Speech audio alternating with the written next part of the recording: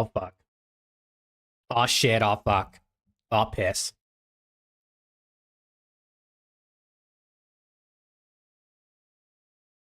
Oh, shit. Oh, shit. Oh, shit. Rio, what's good, my guy? What is good? I mean, shh. What the fuck is going on, bro? What is going on today, man? Let me just get this, let me get this, stream thing set up real quick. You don't think it's gonna happen? Yeah, I mean, listen, is it realistic? Probably not, but I'm gonna dream for now, you know what I'm saying? I'm gonna dream for now. Let me just get these tags on here like this. Bang, chat. What is good? Jesus Christ. What the hell's going on? What's going on, chat? What is happening right now? Can anybody tell me what is happening right now?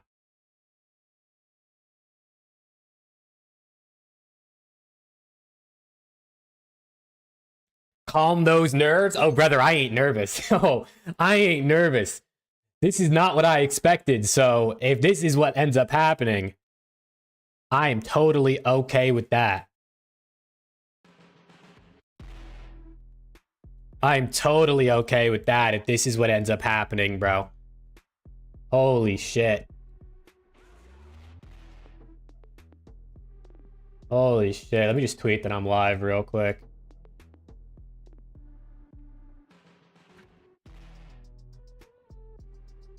How we doing, though? How's everyone doing? I haven't been live in a minute, so I hope you guys are doing well.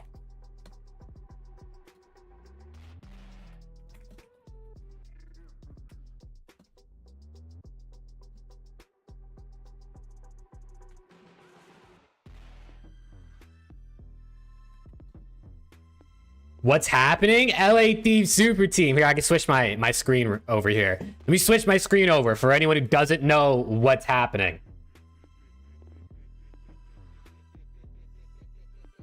For anyone that doesn't know what's happening right now, this on screen is what's happening. And that is the exact reason I clicked that go live button right now.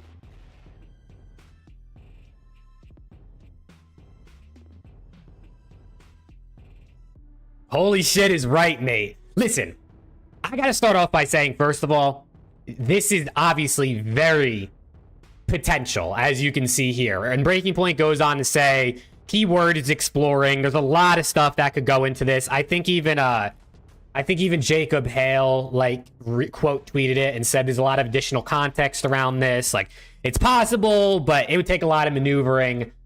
Obviously, you know, you can't overreact to things, but we're overreacting to things. You know what I'm fucking saying? That's what we're doing, bro. We're overreacting to things, because what else is there to do, man? Holy shit. I mean, listen. I mean, this is a super team. If this ends up happening, this is a super team. Who invited Envoy? I actually think Envoy's perfect for this, because Envoy will do all the dirty work. He'll sit in the hill, so HYDRA and Scrap can run around. Ghosty obviously will also sit in the hill.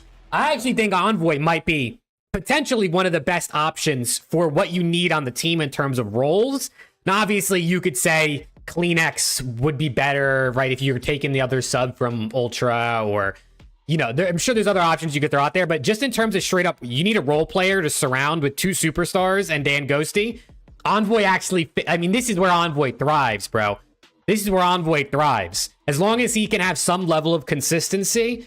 Honestly, I don't even know how consistent you got to be on this team, because Scrap and HYDRA are getting their kills. Like, Scrap and HYDRA are two of the most consistent players in the game.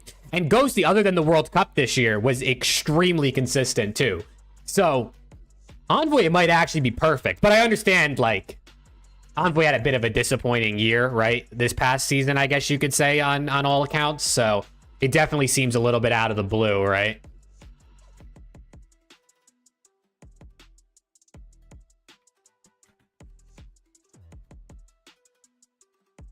Holy shit, chat. This is not how I expected my day to... Dude, I was sitting on my couch, right?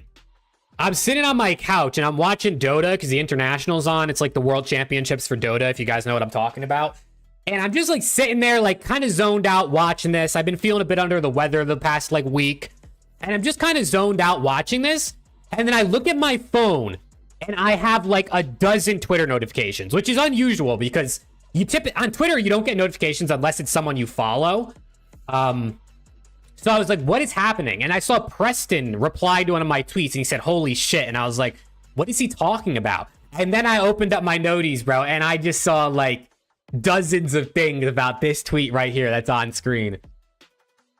Oh, Austin, brother, I would love to have you over here, man.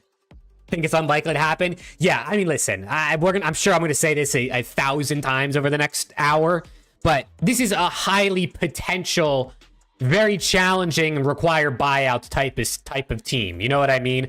And the only way this really happens probably is HYDRA, Scrap, Envoy, everybody takes pay cuts. You know what I mean? You think that HYDRA and Scrap are going to get the contract money you think that they deserve if they're have to get bought out and they're forming a super team? Probably not, right? You're going to probably have to see pay cuts and buyouts and all sorts of things. But considering LAT was like, oh, we're going to save money, and then they did this is crazy.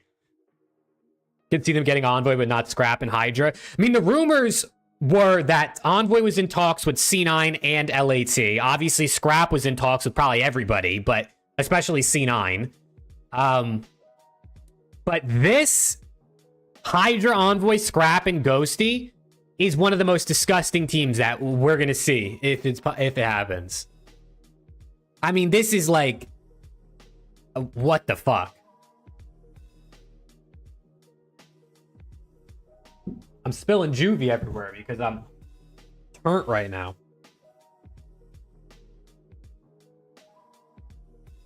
Scrap and HYDRA taking a pay cut is like 1 mil down to 750. Hey, dude, 250 is a lot of cash, brother. I can't even imagine that kind of money. 250 is a lot of cash. What's good, Cohen?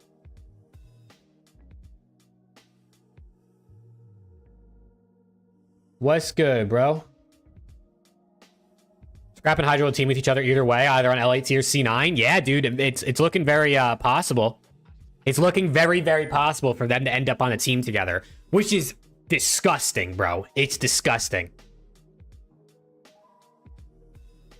If this is about to happen, OPTIC should offer one of them a contract. You think OPTIC should kind of swoop in and make a change if just to mean it disrupts this possible super team?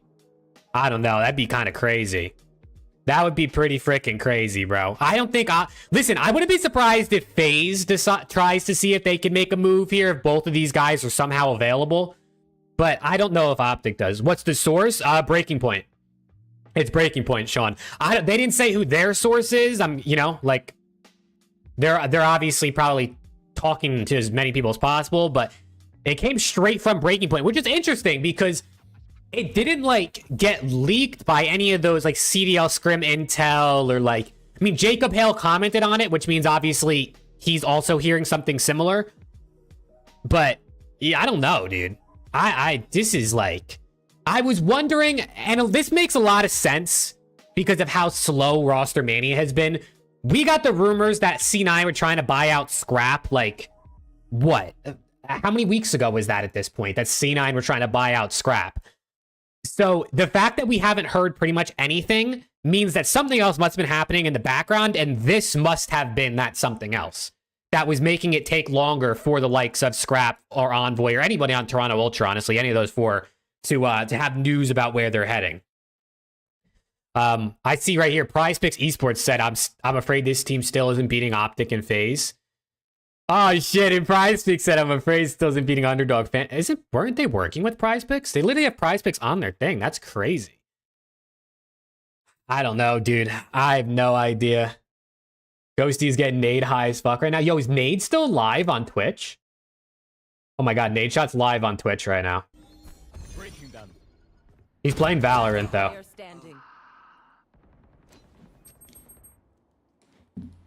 Octane's also live. I see Zuma's also live. You know the most exciting thing about Zuma's talking about this as well. Dude, I mean, chat, what are we thinking, bro? What are we thinking? You're so mad because you could get Scrappy upgrades? Well, hey, you never know, dude. Maybe FaZe still make a move. Maybe FaZe still make a move. It's been so slow, you think one domino falls, they all will. If something like this happens, right? Like if these 4 players, or I guess Ghosty's already signed, but if these other 3 sign with LAT today, let's say, hypothetically, you would think a lot of things start moving quickly because every team is probably trying to sign these guys, or especially Scrap and Hydra. So I'll buy some new merch from 100T. Dude, that's what I'm saying, bro. I might have to go over to 100T's website and just drop a bag that I don't have. But, you know, just to fund this team, dude. You think this team is 2nd or 3rd best if it happens? I mean, it's obviously top 3, right? With Optic and FAZE. You really think FAZE changed? No, FAZE aren't changing. Unless they were getting Scrap or Hydra. If FAZE were going to get this guy, then sure, maybe. But, no, they're not going to change. Draws us in Alaska right now? Let's go, dude. Good for him. Gotta visit home, you know what I mean? Let me see what... It's gotta start soon. Let's see what Zoom is saying. Listen, that's also another thing. There is a scenario here, and that's what Ben J was saying. That's what Ben J said in his resub. We should probably touch on this. That is what Ben was saying in the resub message, is that there is a world here, chat, where Toronto just doesn't sell scrap. It's true. That is true. You know what I mean? I mean, if they're just asking for too much money, which, by the way, this always happens. Oh, you smoking that papaya? Chat, this always happens with Toronto. This always happens. Scrappy, you think he's there, you think you could get him, and they kind of play with you a little bit. I mean, listen, they're businessmen, you know. You know, Toronto, Old Toronto. He's not wrong. Are you gonna watch the second Joker movie? I'll probably end up watching it. Yeah. He's trying to figure out how they can make some money here. You know what I mean? And he's trying to move some things around. And bada bing, you know, to them.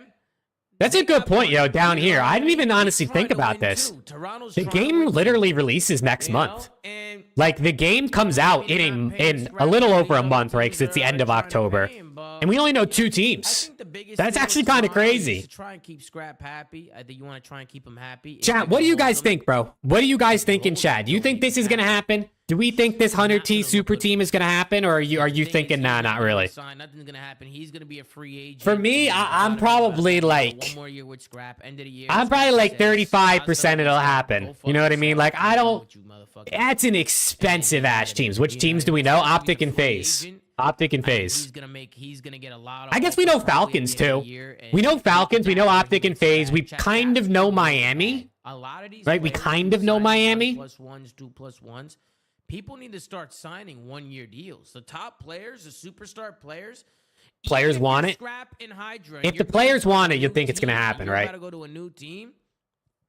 I mean, bro, you're gonna want to try and sign a 1-year deal. Which, granted, if you're getting a super team, you're getting a great team, you might not be able to get the 1-year deal. You probably have to sign a 1+1. I'm just saying, if you no one's spending that much, you never know, bro. You never know. Bet on yourself, and especially if you're a good player, because you know you're gonna do good.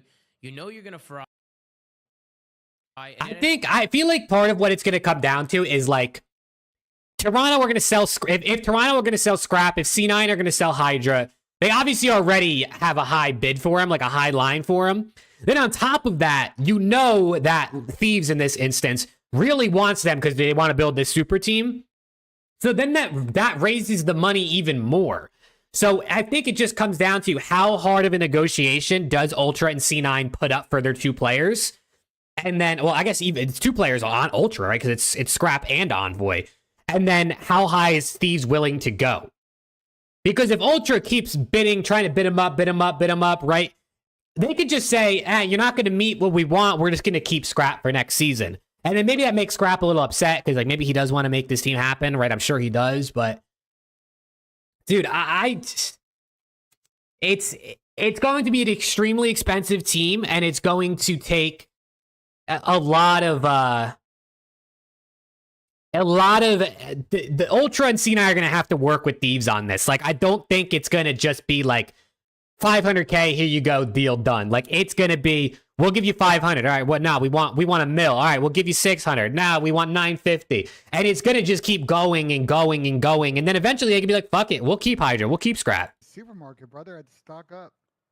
Bro, you could have FaceTime me. You could have. I don't know, chat. What do you guys think? Yo, I'm at the supermarket right now. Give me like, bro, I literally have full-blown phone calls in my Uber. I'm not even trolling. I literally have full-blown phone calls in my Uber.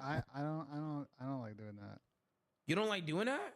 Nah, not I really. mean, they would. Who wouldn't want to play? Isn't it Also, weird- wouldn't it's want to weird play and for 100 T, awkward right? just having Why is this, it like- weird and awkward? Like, Well, because I'm like you're also on stream and like I don't. Who wouldn't want to I play feel for like this is a 100 weird T? situation. And then If you you're bring on that stream, team, it's all dude. good, but not if you're- I might be front row at every single event. is that weird, Chad? Is that weird? They're saying it's weird. They're agreeing with you, Chad. Is that actually weird? Is that I might be weird front being row on at every phone event calls? if this is the Is team that I get to weird watch. being on phone Yeah, calls? I didn't have the honor of watching our champs team in person, Like, it's so like, probably not. That's what I'm saying. I would fucking love to watch this team if it ended up coming true, dude. Can I Holy talk about shit. The scrap thing though, because I think everybody's taking this. How's the job search going? It's still going, man. It's been slow, honestly. Can I talk about another angle on this that I haven't seen anyone on? Let's Twitter hear talk about Ben's yet? angle, bro. Let's hear Ben's the angle. Potential scrap can just stay on Toronto. Is that what you're going with, or no? Well, we'll get to that last. I want everybody to ask themselves, because the way that this has come out, right? There's this breaking point tweet, and then Jake tweeted about it, kind of confirming it's a thing, but he didn't add any fucking context. So, like, context kind of matters here, and I think the most important context is who leaked this, right? Who I don't leaked think it's this? coming from Toronto, New York, or from Thieves, because we don't get their position at all on this, right? The only orgish quote we have is a quote, challenging quote, budget for 100 T super team would be challenging. But that could also not come from an org. That could be colored from somebody else. Okay. Right? Who leaked it, So chat? realistically, Who it leaked could it? be from a third party. Unlikely. I think it's coming from a player. And you got to ask yourself if this is coming from a HYDRA scrap combination, HYDRA envoy scrap Dan combination. Players leaking shit. Why are they leaking it? Are they trying to get public pressure on someone? You got to think. Yo, Ben's throwing out some Toronto, hypotheticals. New York negotiation isn't going as well or as fast as they may think. Everybody's starting to fucking panic, think they're not going to get the team they want. And this is why this shit's coming together. But I just don't see, like, I don't know. This is peak fucking silly season. Like, you really think fucking. Ben's throwing out some serious hypotheticals right now. I mean, realistically, this is what I was telling my chat, Ben. Zoomer's chats I are don't such think- I don't think assholes. these are gonna pull this Dude, off. his I don't chat's think they crazy, are. bro. Just because I'm a little confused as to why. I'm confused as to how they go from a year where they. Oh, they dude, say, I'll "Hey, wear the this tennis is skirt getting on way too stream, much. brother. We have to dial it I'm with you, down. Cooper. This is the budget that we have to work with in order for this to go in the right direction that we need it to go." Nate Chat just got so much money from his subs, bro. It's like 18,000 subs right now. He said, "Fuck it, let's run it." I think they did a great job making the most of it. And now when you look at this team, I mean, Ben, this team is not cheap. This is an expensive team. This team is very not cheap. Like, especially like with scraps on HYDRA, like some of these guys, like these guys are getting paid a lot of money. Dan's gonna want a lot of money too, because Dan's a superstar player. He should get a lot of money, so he's gonna want something too. Envoy's been in this industry for a long time. He's got to be on something good, you know. So this team from top to bottom is gonna cost you a lot of money.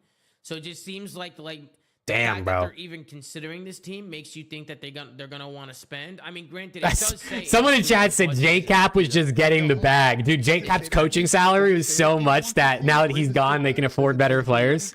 No disrespect to the guys that were on the team, obviously. 100%. I think the 100%. I wonder if they're down Joe for it, DeCease but I has think removed that LAT from because his of- bio. I He think hasn't. because Joe of DeCease budget. still I mean, hasn't who removed wouldn't it, be so. down for these fucking Ben, look at the fucking team. Who No, the no, fuck wouldn't no. be The down for this budget, team? budget's part of it. Read the fucking tweet again. This is why I just don't like this.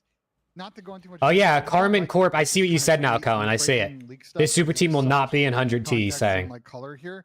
Read this tweet over. Does it say anything that 100 Thieves is down for this? Read the HYDRA, tweet over. Envoy, Scrap, and Ghosty are exploring a potential super team on 100 Thieves. Yes, that means that actively players are right exploring- now, the players are exploring. The players So are you're- exploring. But is the right. org down for it? I mean, I see what Ben's saying. Because this could be- Ben, this I could think be- I I think see the what Ben's saying, but organization is Ghosty's not saying, exploring yes, this we're if he didn't 100% get some down. sort of Why, like though? something from Like, listen, Thieves. because Tom, Have you tried it? I have not tried it yet, Rio. No, is it good? Think that this fucking But they're gonna super tight try. team's- But they're gonna try, They may, Ben. they may not try. That's the thing. Like, it's why 1.2 million buyouts is Nade doing that? Try. I don't know, Listen, dude. man, are you, what are you, a pussy? Dude, because I mean, you got to think, bro. Let's say the buyouts. Let's say it's a mill, right? Just for the sake of round numbers to buy out this make this roster happen. You got to buy. That's just buyouts. That's not even salaries for the coming season. Is that even worth it? Like, do you actually think they can make that money back from their team? You know what I mean? Because you got to think, because prize money, the players don't, or the players keep all the prize money. I'm pretty sure at least at 100T, the players get all the prize money. So for the org, between content and merch and what else? I guess the YouTube deal, their cut of it, and just like ad revenue in general, do we think they're gonna make a milli, 1.5 milli, 2 milli to I mean, they might not profit on this team, right? That's gonna be tough. NADESHOT did say that 100T as an org, it looks like they might actually profit this year, I think is what he said, but I don't know, bro. It's a fucking expensive. And like, why would you take such a big loss? You know what I mean? What would be the point? But I will say, HYDRA and Scrap, HYDRA and Scrap have two of probably the biggest fan bases, especially Scrap, of individual players in the league, obviously outside of OPTIC players. So you got to think, like, if Scrap comes to Thieves or Scrap goes to any team, he's probably bringing a bunch of fans with him who are going to buy a Thieves jersey, who are going to maybe go to an event because they want to see Scrap play for Thieves. Like, I don't know, dude. Maybe it is worth it. 3 players, 2 from Toronto who notoriously haven't sold anybody. Let's go, Cooper, dude. Holy fuck. 8 out of 10 on that. I got to try it, Rio. I got to try it. Can we see Scrap willing to take a pay cut? Somewhere between 6 to maybe $1 million to buy. Okay. Yeah, I mean, listen, if Scrap and HYDRA and the other two, obviously, but those two specifically, they have to take a pay cut to play together. If they're, let's say they're both 500K a year type players, there's no way a team is paying that, bro. Especially when you have Ghosty and Envoy as the other two, who are also going to be a reasonably pricey players. They have to take pay cuts. Just like the FAZE guys took pay cut to play with Draza. Like, you got to think they're taking a pay cut because they're also banking on the fact that they're going to do so good this year, they're going to make money. You know what I mean? Like, this team's got to think, we're making top 3 every event. Imagine how much prize money that is. Said they are investing in COD team this year because of the watch parties with Seth. Oh, interesting. So what? Like, is that true? So Nade's going to be on the watch parties with SCUMP, and he wants to invest in a good team because if he's getting back into the COD scene more, I guess it's going to bring more eyes. A lot of NADESHOT viewers might not watch COD right now because he doesn't really watch it a ton, or at least publicly, like watch party it. There's a clip, you know what I mean? Like, there's got to be a before I comment on it. That was a while ago now. Somebody said. But why not Kleenex instead of Envoy? I think Envoy plays the role better than what they need for. Envoy's willing to play the hill and hit the routes. You know what I mean? Whereas like Kleenex, I think can do that, and he does it to some extent. But Envoy will drop a 0.9 and he'll sit in the hill, no problem. Whereas Kleenex, I don't know is necessarily that type of player. I do think HYDRA and Kleenex be fucking disgusting. But I think when you have Scrap and HYDRA on a team, you just get that star role player that's going to do anything to win. And I really think that's the epitome of what Envoy is. Ghosty's OBJ too, but you need 2 people to play objective. If you look at every team, they usually have an AR and an SMG that sits in the hill. If you don't have 2 that'll do it, then you're pretty much cooked. I mean, you could try it, but it's very oh shit, we got the fucking ad. It's very tough to win when you only have 1 player that sits OBJ. Abuza in 04. Yeah, Seattle Surge is another team that'll be interesting. If Sib isn't going to go to Thieves, where's Sib going to go? Is Sib going to go back to Surge? Are him and 04 going to squash their Lil Man beef? Is Sib going to go to Ultra? Are they going to use some of that buyout money maybe to bring in Sib? Or who knows where's Sib going to go? Don't want to see Scrap and HYDRA at the same team no matter where they are. That's some Shaq and Kobe type shit. It is really good, but also like, I mean, Simp and Abizi, like Shotzi and Pred, like there's a lot of great duos in the league. Scrap and HYDRA would probably be the best one on paper, just given how fucking good those guys are. But I don't know, dude. I mean, if I'm gonna see them on Thieves, I'm down. You know what I'm saying? If they're gonna be anywhere else, then yeah, I understand, because that shit's gonna be it's just gonna be so hard to beat. I said it. I forget when it was. It was in one of my videos I posted recently. And I said, if you have Scrap and HYDRA on the same team, you literally just need 2 role players. They don't even have to be like stars. And your team is going to be fucking insane. And Scrap and HYDRA with Ghosty and Envoy, who are 2 like star role players. Like, they're not just basic role. Like, those guys are star role players or star capable role players.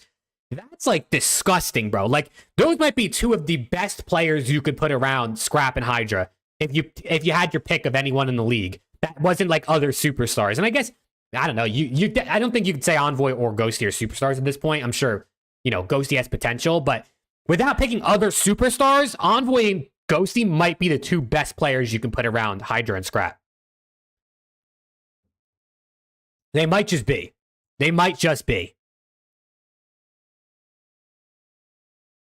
I mean, this is fucking crazy.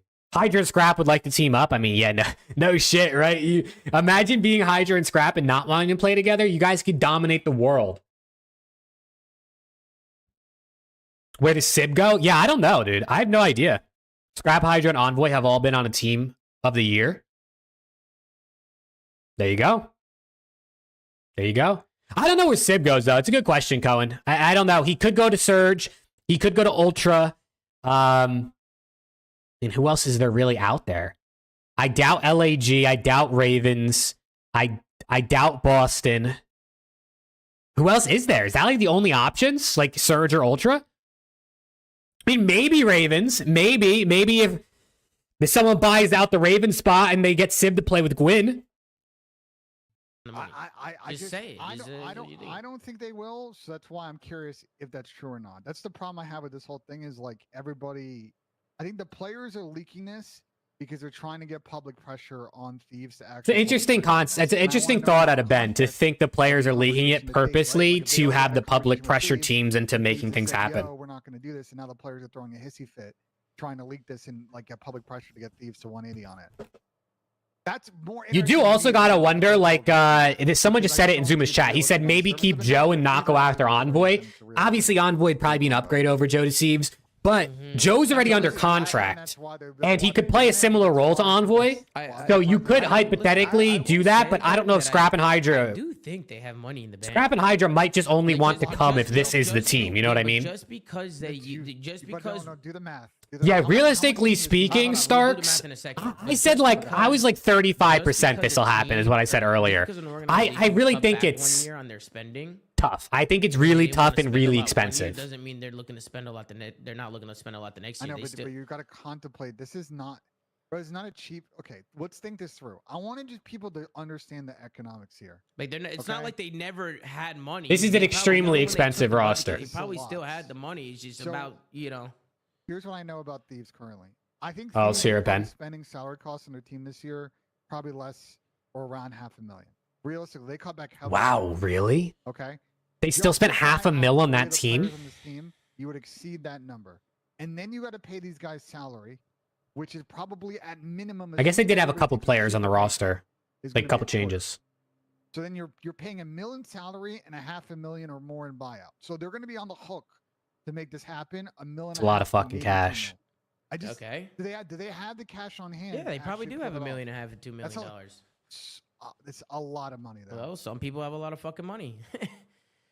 Yeah, $1.5 million to $2 million, I'm bro. not saying they would win money, but like, how much is the org realistic? Like, okay, you spend $2 million, the team does pretty good. You're realistic. I do, Ben, I do get 150, 200K unless you win EWC. Ben, I do get exactly what you're saying. That is a lot of money, bro. That's a lot of money. A lot of people in the chat are saying you're yapping and this and that. I still completely get it. realize Just, the numbers. even just looking at Yeah, Cooper, that's what I think. I think if this team wants to play together, no matter what org they're on, they're gonna take a pay cut. All these organizations Because they're also gonna have been bank on the spending fact way that too much they're gonna be and top they're 3 every looking to event. Cut back on their spending. Do you think know what I mean? Rostermania will go everything quick that you're now? saying, Ben, is true. I'm not No, disagreeing. but I'm I not do think disagreeing. it's gonna speed up because we literally have a month and a half until the game, and Do agree with a I lot of the do things you're think saying. I do think we'll see a lot more Rostermania stuff start happening, but nothing's gonna happen until we kind of know what's going on with these two. I think because once these two are signed, they land where they're going. Then we'll start seeing what's going to happen with the rest of the Ultra players, with the rest of the C9 players, with the other bigger free agents, and then we'll start to whittle down to the people who are obviously left over, unfortunately, for lack of better terms.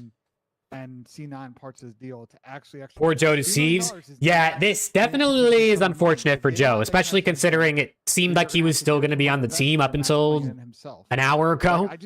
I think people assume that this thing costs less than it actually is. Listen, if they want to win, I think they should absolutely do this because this team would be fucking incredible. Oh my God. I would nut if I had to watch this team play every day. Thieves actually wants to pull this off. And by the way, even if It they want just, to pull Ben, off, at the end of the day, I'm busting a nut, chat, if I get to watch this team play next year. I'm just telling you right now. Like, wasn't there a role where I'm Toronto? Why don't I consider how I can do a version of this with three of these players? You think FaZe will be the third best team if this roster comes to be? I mean, You they never are know, very bro. Toronto. Shit, right? If you're Scrap, and who you know probably wants to dip, like, doesn't that now put Scrap fucking re-signing back in play? I think I was right Like, about that's why Boston. I You're just hearing think Snoopy there's Purge. There's so much context. Eugene here that's Super is the fucking missing out roster. on the work Interesting. that I'd love Interesting. I did Yeah, have Super. Jack I did fucking have Swallow Super that all one over time. this about this Is whole thing. DTG Derek the GOAT? Is that who that is? I have never seen it Fucking very abbreviated good like that, tweet. but that's just what I'm assuming. And I know nothing about Derek.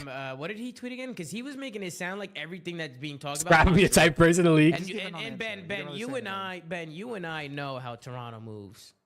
You know what I mean? I mean, you know how they're moving. Hope the Thieves that left this year land on good teams. Yeah, I think Nasty, Yeah, if Nasty, Kremp, and if Joe Deceives does end up leaving, I think all three of them end up on teams. I actually At least they should. But then again, Hicksy didn't get on a team all year, and the dude got won an event and got second at champs the year before. You know, and they might have the money on hand. That's why I was You saying, about like, to tweak? I feel you, Supreme. At least we got this, bro. At least we got something, a little bit to talk about. Money to do it, Ben. That's why I'm like, I'm with you. I'm like, I don't know what's going on if they'll actually do it or not. You know, like that's kind of like the biggest question right now.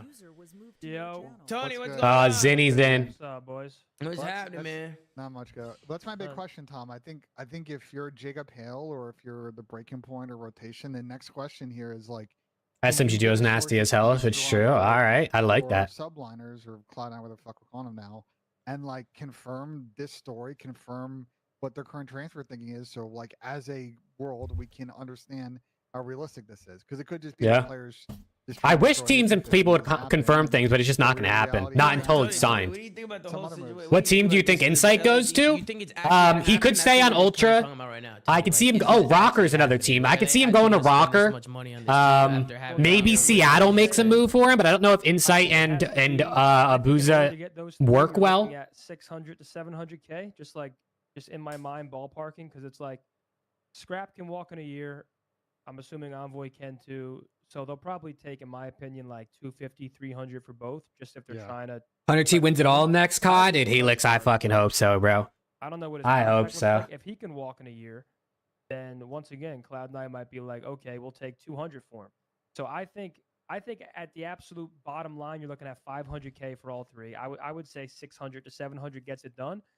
But Yeah, then the that makes players sense. Need to take pay cuts, because there's no way I see Thieves paying that much money. And then No, paying these the guys, players are taking like, pay cuts insane 100,000%. salaries. Right. That'd be crazy. Which is why, Ben, they should entertain it, because I remember you were like, 100%. The players have to take pay cuts. They can't team together if they don't. This is who your superstar player wants to. Do you think Thieves will hire another coach? They probably will. Yeah, they probably will. It's a lot to have Shane coach by himself.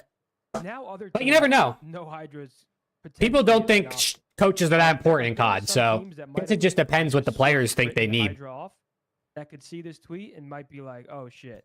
Well, Minnesota's know. the most interesting team in this. Yeah, it's good, Slothy. because they're sitting Didn't there- Hydra sign that mega 500K a year deal in MW2? That's what the rumors were. That's what the rumors were.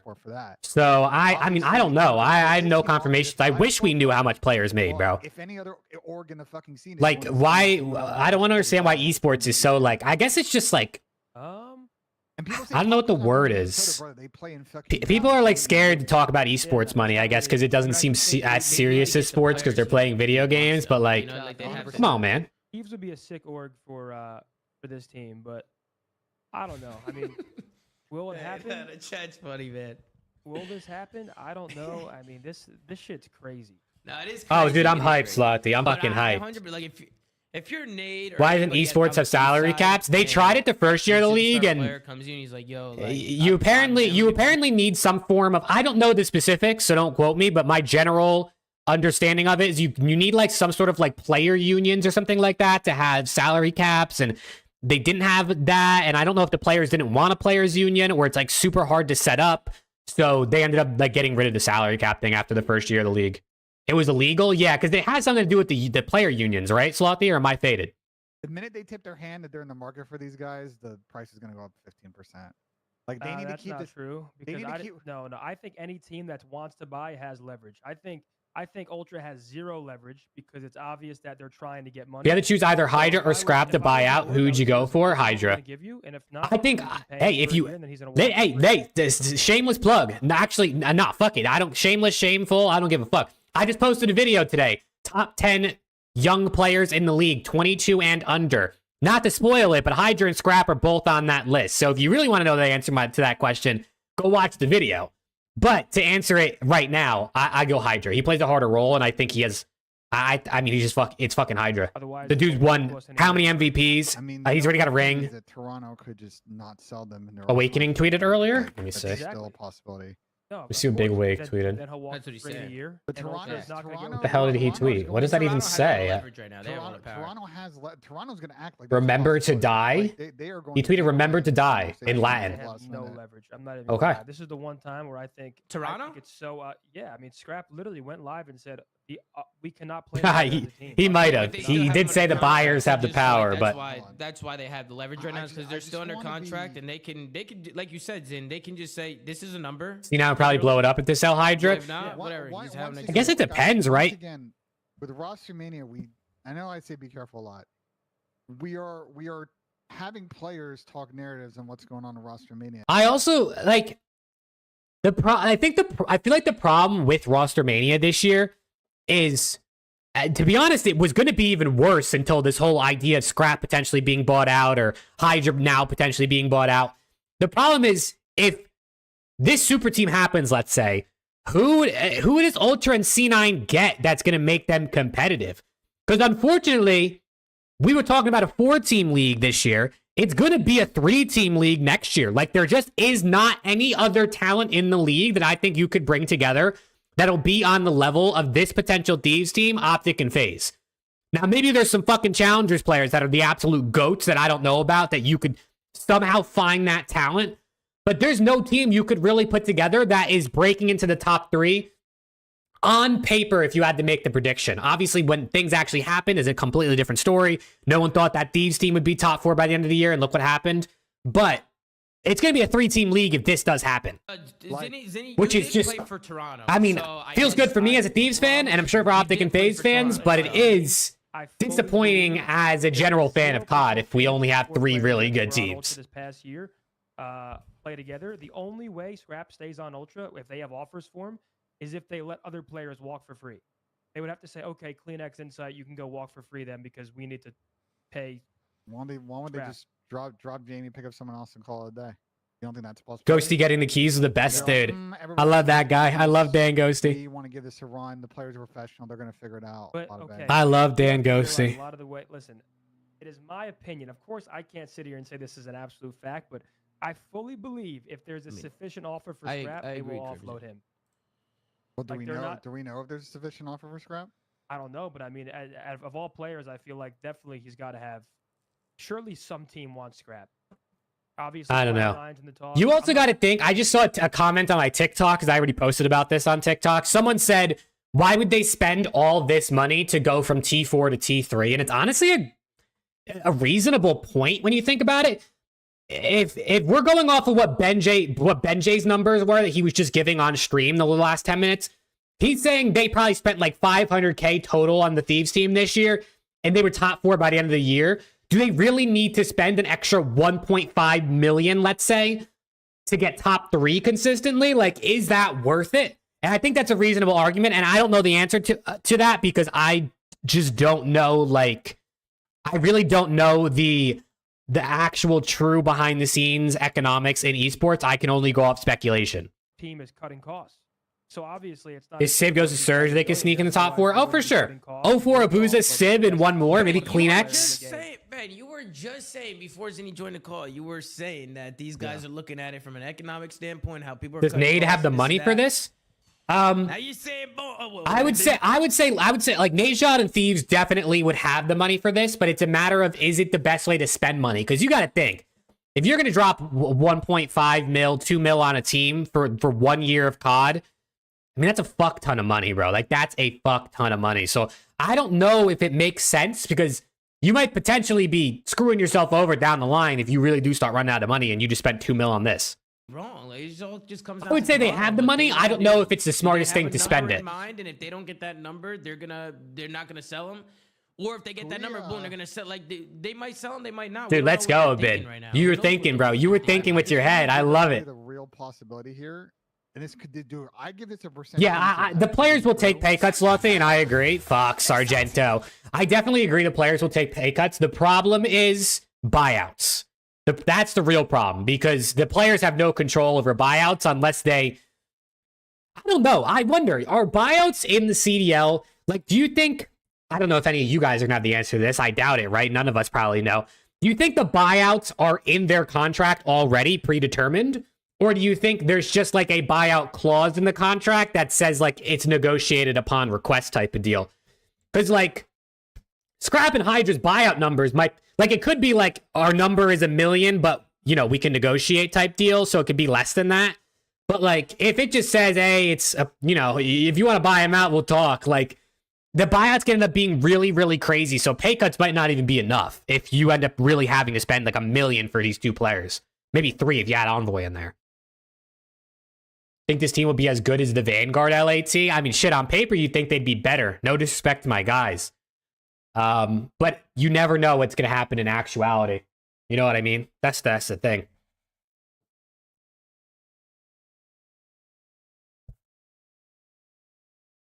Seattle kept increasing Preds buyout. Yeah, that's like, I would imagine, like, going off of that situation, it's probably like a negotiable thing. It's not like a predetermined number that's just in the contract, but every org could do it differently, I guess. Like, I guess it's possible that Hydra's contract at C9 literally says buyout 600K, like a release clause in soccer, you know what I mean? Where, like, you can negotiate and see if they'll sell for less than that release clause, but you could also just pay the release clause and get the player instantly. That's how it works in soccer or football for my, you know, for my fellow overseas fans.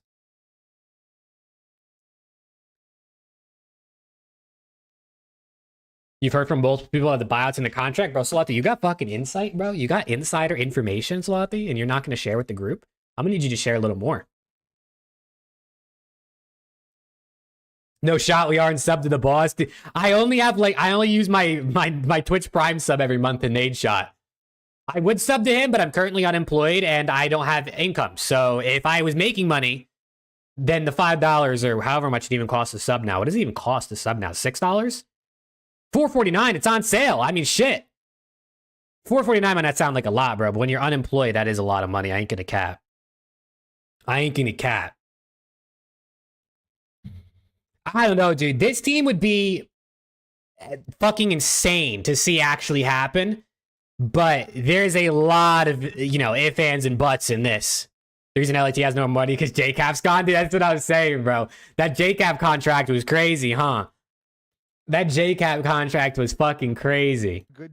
The players allowing a league system where the default contract is a 1+1 with a team option is the same business decision out of them. The fact they let that happen by not being organized prior to CDL starting is like the biggest fucking great mistake out of the players. It's probably cost players an insane amount of money in their careers, and I don't know if exactly what that No, fucking number. brother, no, you're wrong. Because here's the thing: when we were talking about making a players' union and doing all. Oh, here we go. This is good insight.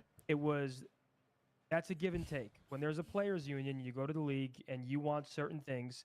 There's a give and take. So what would be the give? Because honestly, top players. If you're a top player and you have high stock, you don't give a fuck about the minimum salary. Why would you care if the minimum salary gets raised from 50K to 65K? I'm not talking about the minimum salary. So what That's a good point. What if Octane became a coach? You never know. I'm down for it. If I'm the players, and yeah, I feel bad for Joe. I do. If this ends up being true and he just gets the boot. But that's reality of being a competitor. If someone better comes along. Here's a year 1 deal, and then we're gonna give you a 35% raise year 2, as if like that was gonna happen on like 80% of teams. So people got dropped. D-Real's been farming, dude. His Twitter is hilarious, bro. He's just going. He's just been going nonstop. Contractually, like bargain for the beginning of the CDL. I would not have allowed the default contract to be a 1+1 where the fucking team is an option. Okay, so what would you give up to get it? Is my question to you? Because obviously, here's the problem: there's a massive hypothetical. There's an insane fucking hypothetical, Zan. Because we don't know about discussions that never fucking happen. I was in the call, brother. We were talking to lawyers. We got all the information. You were never negotiating. We're gonna see Draza versus Scrap upgraded, dude. This makes it even better. Give wasn't worth the take, or maybe I have that backwards. This not. Are you? From my understanding, the reason it didn't happen. Draza versus Scrap, but Scrap is on Draza's old team is kind of crazy. Not it at all, because it did not make sense for any mid to high level player to like get but out this something team's that winning it you all, really bro. wanted If it ends up out. being true, this team wins it What else all. could you- There's bro, other teams things are that making- you would have bargained for. what- If like that's the what? player's mindset, Like then they what, were bro? very. Players- They win it all. No, players are making $300,000 to $500,000. Imagine LAG magically become a serious organ by scrapping Hydra. You never know. This You was also got to one think year like, too. if somehow LAG or Ravens sell to another org that's willing to inject cash into the league, they could make plays for some of these players potentially. You never know. Oh, that wouldn't have not fucking mattered at that point. You really do never know. You missed the Okay, window so- by 2 years at that point. I mean, they're two entirely different products. Well, dude, what's with the You- COD community getting into Rocket League recently? The only way you would have gotten a real CBA would have been. I love Rocket League. Rocket League's a lot of fun. I'm just One ass point- at it. 1+1s didn't exist in World War II. This happens, Cloud9 takes the biggest L, especially with Sib. Exactly. If this happens and C9 drops Sib to, oh my god, bro. That's insane. C9 would be the biggest L org in the last 2 years, bro. If this ends up happening, Activision have to negotiate with you at the table, right? Because they were talking about a salary cap. There's a whole PR battle you would have gotten about the legality of that without a CBA. Like they would have won that argument. You would have been at the table in the beginning and actually had negotiated some of the stuff in your favor. oh yeah, a little wall What you're pinch. trying to do is undo Okay, you're fucking saying, Oh, he's passing it? Okay, so you're saying we should have unionized before the CDL. Yeah, because then you create was an issue incepted. where then the teams would have had to adjust their. Dude, Rocket League's participation crazy. on top of the agreed Oh, Oh, on we've stuff. been brother. down these union talks so Brother, many times, no, bro. but- We've been Yeah, down dude, this Zoom is stuff. so locked in on the And convo, bro. then if you were to talk right now, Bro, players and orgs, look who's at got this. the best- Look at the. It says progressive on the ball. That dude, we need to start selling more ads like this for COD, bro. If we want to make some more money, if we want these pro teams to make some more cash, maybe we should start fucking. Maybe instead of team skins, they should get sponsors. I wonder why that's not a thing. Can you imagine if like you were watching Optic versus FaZe, but instead of team skins, there was a fucking Optic had a progressive skin and FaZe had like some crazy shit. They did have what was it, like spray paint type shit in the game? They had like logos and shit. Yeah, a blue chew camo. Can you imagine, bro? Trainer code in the store. Which Can you shows the imagine? outside. They did have that in 2019 though. There was like ads. They do it now too. They did it the last couple years on like those cinematic of like the maps. You know what I mean? Where they show like the different parts of the maps, and sometimes there was like a Monster Energy logo on the wall. But imagine selling camo spots on a team if the team could sell that themselves. So, listen, bro. Union dudes. I mean, are not the problem. as long as you're being spectated, everyone would see your sponsor, your logo. It's kind of a prime real estate. It's even better than being on a jersey for esports. We would go to the CDL. We would say, we want this, and you get this. That's the way it works. You have to agree. If anything, you would think team operator skins and camos are essentially the jerseys in esports, because the actual jerseys we don't really see that much because we're watching gameplay. We're not watching the players sit on stage most of the time. Pass each other because I'm talking about in the context of this that happened before season. Who's the biggest Orioles looking to get a spot in the league? Well, the rumors were like Gen G, Fnatic, Team Liquid. We're looking to get in. I don't know who's the biggest there. Probably Liquid is probably the biggest. Do you think players should form a union? Yes or no? The union talks were happening prior to World War II. Like this was happening during, I believe, the jetpack era, and it didn't happen for economic reasons. So it's just kind of tough. A lot of chickens are coming to roost on that. And I agree with you. The players. It had nothing to do with economic reasons. I don't know why you keep saying that. I promise you it didn't. I was in the talks. The initial. No, I'm talking about the initial. We're talking past each other. I don't doubt this about the year 1, year 2 I don't thing. remember any World War II like. And I was obviously heavily involved in World War II. You can go find clips like Clay talked about it on stream. Hey, does any other esport have a union like the players? He told the whole story because Clay was the running point on it. I'm and he got muted. very frustrated because no one else Hey, wanted to dude, does about any it. Ben? Does any other esport have a Hope there's union 5 like the majors. players? I hope so, bro. Ben, You have Yes. the timeline wrong. Oh, SSG's another one. Yeah, I forgot about When I SSG. was spearheading it, brother. I can find the email right now if you want. If Clay sends me his email, I can find the exact date of when we were looped in with the lawyers and we were discussing everything. The union dues are not that it expensive. may have been a second attempt, but there was a first attempt that where They're talking about like what happened when they tried to do the player union, At that point, we were fighting. which is what they need for a and salary franchising, cap. Of course, wasn't necessarily like we didn't know what franchising was gonna entail. Chat. Well, I want your guys. I want to know your guys' opinion on this. What do you prefer? You can obviously go based off sports because we see both of them in sports, but in terms of Call of Duty is how I want to look at it. Do you prefer a salary cap type situation where essentially the how good a team can be is almost capped unless they find like that young talent or that undervalued talent that's better than maybe they're worth? Or do you like the style where it's uncapped, kind of like soccer, where they're just oil money teams, like just big fucking teams that just have all the stars because they have the money to spend? Which one do you prefer? Which one do you like? You prefer the salary cap or the uncapped spend? Because for me, I don't know if I have a preference, but salary cap, exactly what Fuel just said in chat, salary cap helps the health of the orgs and the teams. So, like, there isn't this, like, teams going out of business all the time. I mean, I'm sure they still could go out of business, but... So orgs can't make money. I mean, you can make money by selling merch, throwing an event, and then at that point, you still got to spend a lot of money to make money. Well, yeah, salary caps potentially could not make a difference because, like you said, a bit, like, you know, Simp and Abeezy could say, we're going to take pay cuts to play together still, but there's going to come a point in time where, like, do you really think every player wants to take hundreds of thousands of dollars of pay cuts just to play with somebody? Like, eventually there's a point where someone's like, I don't want to take a pay cut. Like, I think I'm worth this money and I want to make this money. I want to set myself up for the future so I don't have to get a real job after I retire. So, like, I don't know. I think there's a point to that, but also, like, Simp and Abeezy are different because they've already made so much money in their career and they've played together for so long. But some guys who maybe are young in their career might not be willing to take a pay cut just yet. I would say of the orgs, Thieves is one of the more likely. Yeah, I'm not saying they're likely to do it, but I think of all of them, I think if a team's going to do it, I think it would be Thieves. Out of all of them.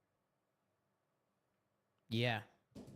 I think there should be a salary floor so teams can't be cheap and have to spend to be competitive. I mean, there technically is a salary floor. You have to pay the minimum contracts, which are like 59 or 60K, I think is the minimum contract.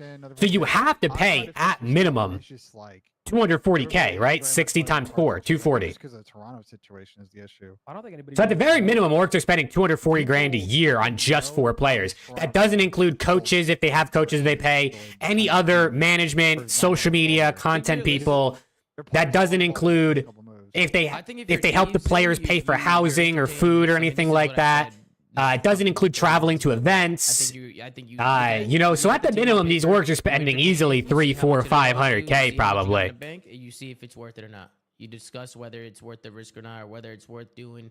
So there might not be like a, you know, big salary floor as it seems, but there's teams are spending a lot of fucking cash. Like more cash than seems reasonable, but the problem is we don't know how much money they're making. Like, if we had an idea of how much revenue these teams are bringing in and, like, how much the YouTube deal is and how much percentage each team gets, then it would make more sense. But I don't know, dude. I don't know. Esports is an interesting spot because it seems like everyone just takes losses for the sake of exposure. And I don't think that's a bad thing, but you can only do it for so long, which is why we see teams dying. But unless you got any more final thoughts, Ben. Unless you got any more final thoughts, but No, Rostermania's been slow. Again, it's just all in Toronto. My dog just They gotta sneezed. get more info on what they want to do. Toronto is the domino, and nothing will happen until that shit's figured out. yeah. And they might wait till Toronto's a domino, There's yeah. a lot of moving pieces that we just don't know what's going on. Whether it's CDL Intel tweet? Let me see. Situation. I mean, there's just so much happening. CDL Intel or CDL Scrim Intel? Because I just saw a CDL Intel or a CDL Scrim Intel What did Scrim Intel thing. tweet? Oh, yes. Oh, wait. They're about to pull it up right now. Dude, this is perfect. I'll just watch Zuma stream and he'll pull up the tweets for me. I mean, If Kremp and Nasty leave LAT and move to Vancouver with the Abuza in 04 is likely. Nasty Abuza in 04. I don't mind it. Not bad. Not bad. I don't know if it's the best option you can get. No disrespect to those guys, but So who's running the I don't like it that much. I don't like Who's it that running the subs much. on the team? it's not. Who's running the subs? 04 and Crimp. I don't like it. AR is Nasty and Abuza. I don't like anything about that sub. Dude. It's not great. It's not. Oh, nah. It's not great because Kremp in 04, I just think might die a lot. Hold on. If I'm being honest, this would be the best case for Kremp and Nasty. I think this is where they would. Oh, for Kremp and Nasty, this is actually they would great. Still be a top team. I put this team top 5. No, hell no. Or Okay, Rocker. who's above them? Where do you go? We if don't you're know. We Kremp don't and know any Nasty? other fucking teams yet. So let's not Okay, rank who do you want to fucking play teams. with then? Brother, If you- I think 04 and Abuza are very sought after Toronto players. and What do you think, chat? What do we think? W or L? Kremp and Nasty to play at Vancouver with 04 and Abuza. It's gonna be Caesar and Kiz and who else? Because Dante's Just Caesar and Kiz. and I guess Dante. They bring fucking Dante back. Who's Toronto No. gonna have? They lose 2 It'd be players. Caesar, Kiz, Kremp, Nasty. I would rather that situation than Vancouver. No. I wouldn't. You rather go with a Boozer in 04? I'd rather go with some unknown variables and roll the fuck. W, the chemistry is The there. only problem with the Crep Nasty Boozer 04 team is 04 like. Hey, thank you, 04 Mitch. is Appreciate you, brother. obviously still kind of learning its way in respawn. Let's It's get it, very good in Mitch. search, but they were just not a good search team at all with them actually statistically. I like what Abuza did in the main. I just worry. Abuza also feels like a dollar store ghosty. That's a little disrespectful to Abuza. I agree that I think Ghosty's better. And they play a similar role, right? They're both objective with slaying capable ARs, but I think Abuza's really good. I think Abuza's really good. It's just a weird team. I mean, listen, guys, this is a weird team.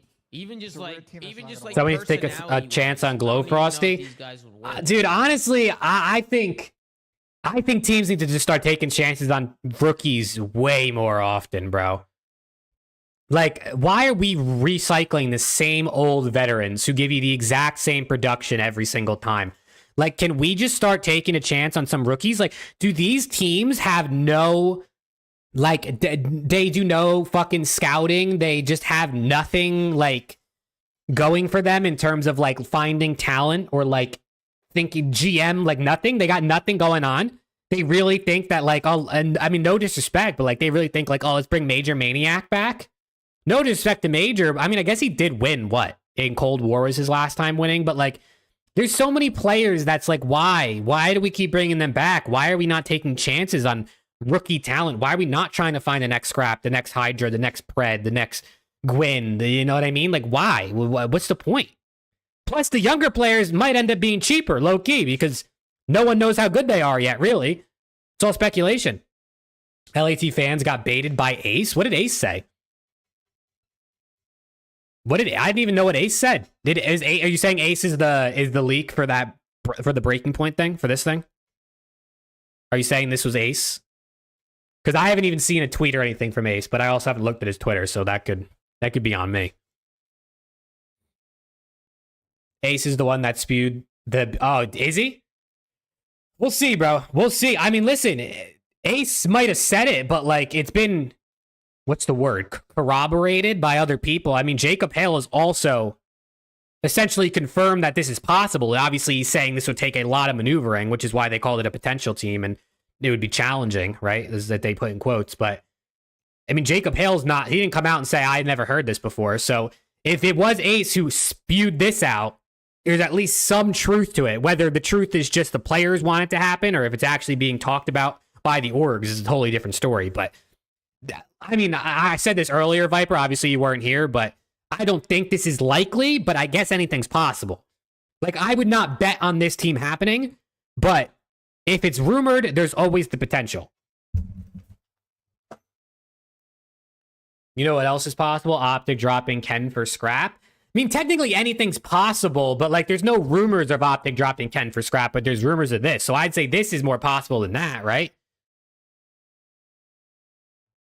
Well, yeah, that's the thing. I think it's unlikely that this happens. I said like 30% or 35% that this would happen, but let a man dream, bro. Let a man dream. You know what I mean? Boston. Oh, here you go. Here's another tweet for you. Boston's likely sticking with the EWC roster. Okay. I mean, that's quite a, I mean, they did win finally for the first time ever on land. So, you got to think, this is the best Boston team they had all year. You never know, right? When does the league start? There's no confirmed date, but most people's guesses are going to be like in December, probably. Like early December, most likely. They'll probably play a couple weeks, then do Christmas holiday break, and then a couple more online weeks, and then Major 1 in January is probably people's guess. But who knows? But who knows? It's a team where all of those players like can be league caliber, but like after this last season, like none of them, I feel like, are ending in like a positive. Why is Boston dying on a hill for Snoopy? Snoop had an extremely. I don't know, to be honest. I genuinely don't know. I do think Snoopy has potential, but I just feel like there wasn't enough shown over the last year in sub-series, because obviously he played in MW2 at Champs as well. I don't know. Everyone started talking about him like he's the worst. Does he play slow at times? I don't know. Yes. Does he need to fix that? Yes. Like Awakening, is a takeover level player. Like there are not many takeover level Damn, players. that- said Ben talks just to take up No, sound. That's takeover, like, crazy, any of the Rooster. top teams on any given map. Not this year. He did it at EWC. That was the only event. You can't judge at EWC. He pissed on FaZe. He got hard cost and he dropped 45 on their head on a Rio. Slasher dared to say drop Snoopy and got eliminated from the league. Dude, honestly though, you're not I didn't say wrong. The team was better than FaZe. Obviously. And to FaZe be is better. fair, It's just Slasher FaZe was knows right. how Like to he have was fun. right. I just- The rest of the season was fucking awful. The rest of the CDL season, obviously EWC was actually kind of He's a decent good for player. Boston, but He's the right people around him. That's my thoughts. I He's a mean, good player. bro, I'm like not He's the saying right he's people gonna around. go get Slasher back in the league. fucking I'm still a fucking believer in fucking Slasher. Every time I make my Rostermania predictions videos, I put Slasher on a team and people tell me I'm kind of crazy. I think Slasher's still very much good enough to be in the league. It's just He's a veteran that I don't think is like someone who should just be, passed up on now. I actually feel like he should still be in the league. My issue with the Wake is I don't think he was terrible in respawn this year when he was in Let's the league. get it, right? Cuban. EWC. Appreciate He was you, bro. just every opportunity against pros. Thank you, He was Cuban. extremely poor in I love search you, and destroy. man. And the series you I love talked all about, you, I'll man. look up the stats. I'm pretty sure he didn't do much in that second map either. Like he's got to figure out S&D. I don't know what happened in that game mode this year. That's why he got dropped from Minnesota because they made it to a million game fives and couldn't fucking win because I agree. they play invasion. S&D. Having orgs like Boston and LAG are detrimental to the league. Like the most important spot. In the Boston, I mean, honestly, Boston are pretty decent. I mean, they host events, they invest in challengers. Do they make every decision perfectly? No. LAG, yeah, I mean, LAG are 1,000% detrimental, right? Those guys, I mean, they don't even pay their fucking coaches. I hear an alert. Hey, Viper with the sub, yo. Thank you, Viper. I appreciate it. But honestly, I think Boston's reasonable, bro. I mean, at this point now that they're like apparently like going under and like this might be their last season. Yeah, but I honestly thought Boston was decent. You know what I mean? I thought they were pretty decent. They just have too many inconsistent. Was their team good? No, but or has their team really ever been good? Honestly, not that good. But in terms of what they've invested into the league and the ecosystem's not terrible.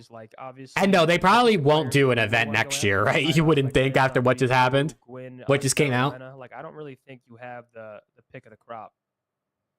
So I don't really. I'm not saying I would have made the same decision if ideally, see the thing, dude, the thing that sucks is like as much as I'd like orgs to come in and replace LAG, come in and replace Boston, maybe even come in and replace Ravens, right? And we just saw Legion obviously leave.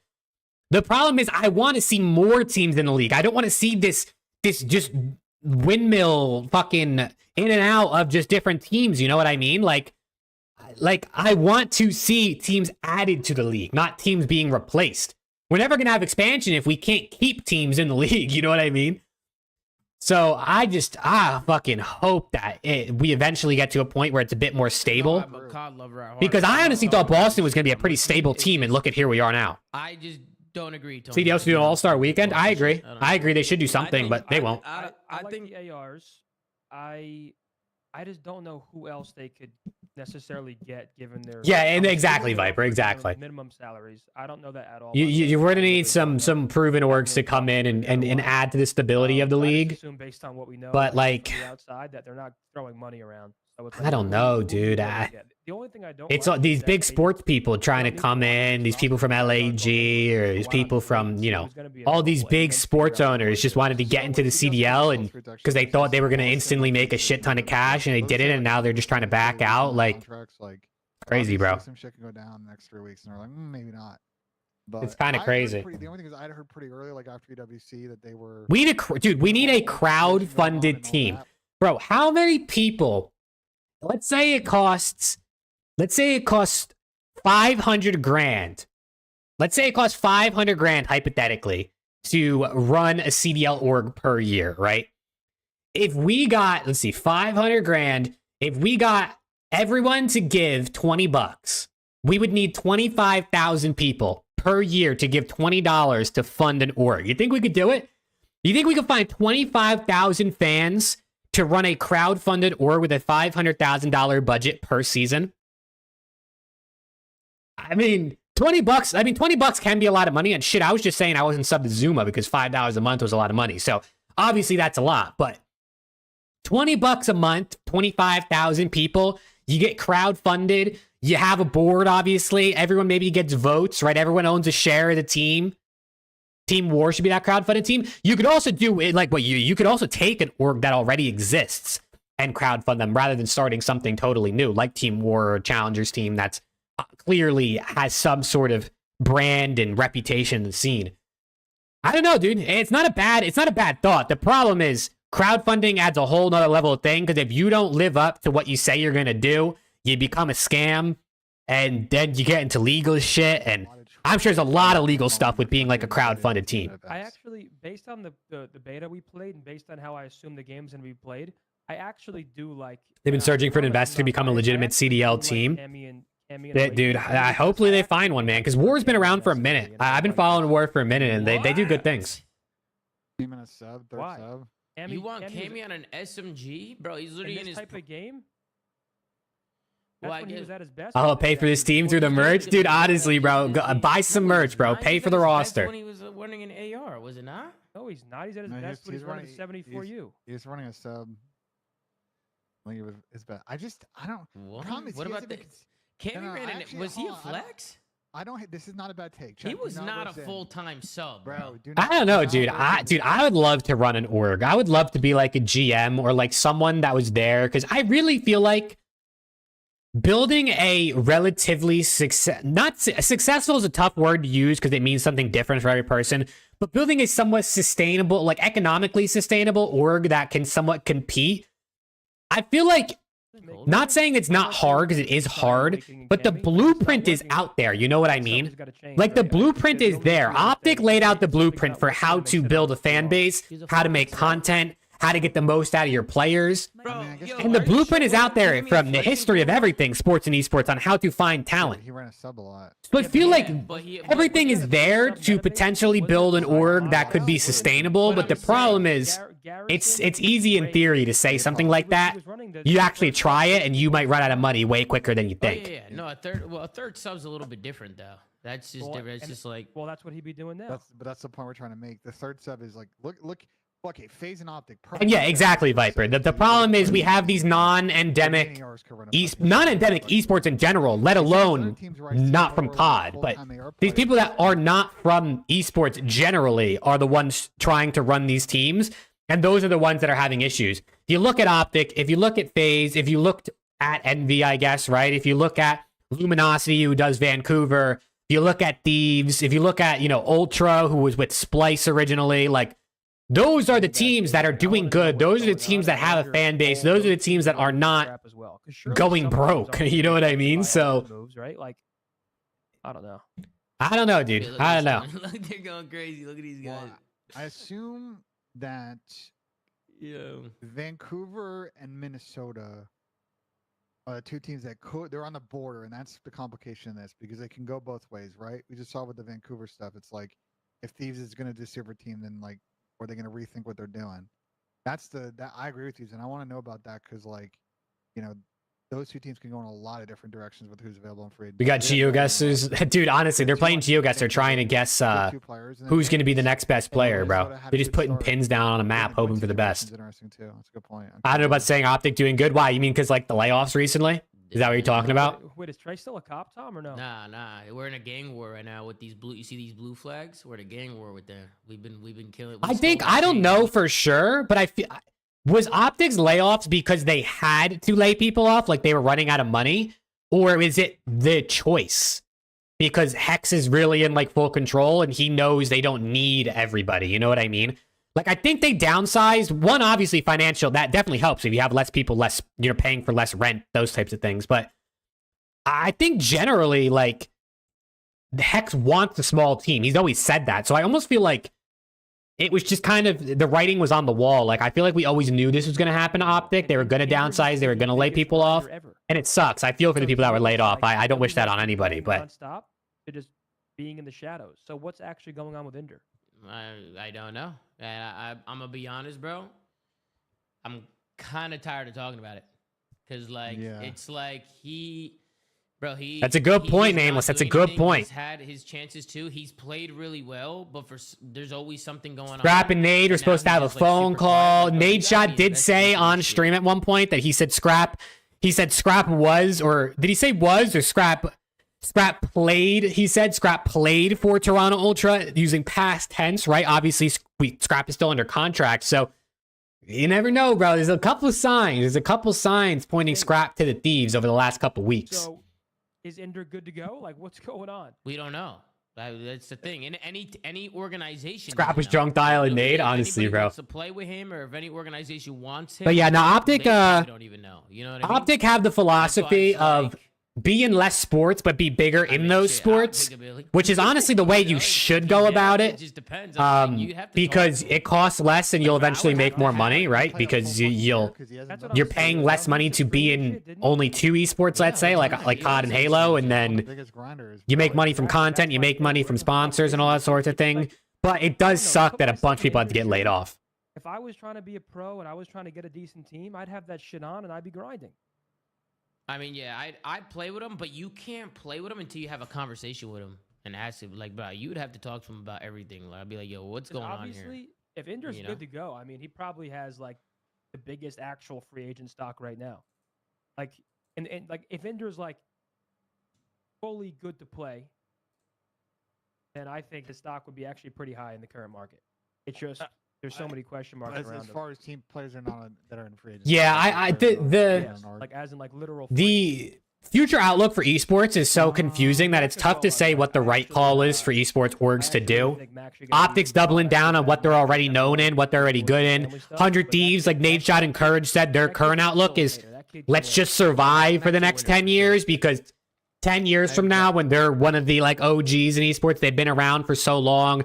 People like me, eventually, if I ever have a kid, my kid is hopefully going to be a 100 Thieves fan. Like, once you get later and then you get into another generation of people and fans, like, that's when the orgs that are around now that can survive are going to get even bigger. So everyone has a different playbook for what they think they should do right now in terms of staying alive in esports and making a name for themselves. But I guess it's like, Maybe the question isn't if I mean, that's just business, right? That's just like everyone's going to have a different thought on what they think works and what they think doesn't, and what they think's the right play and what isn't.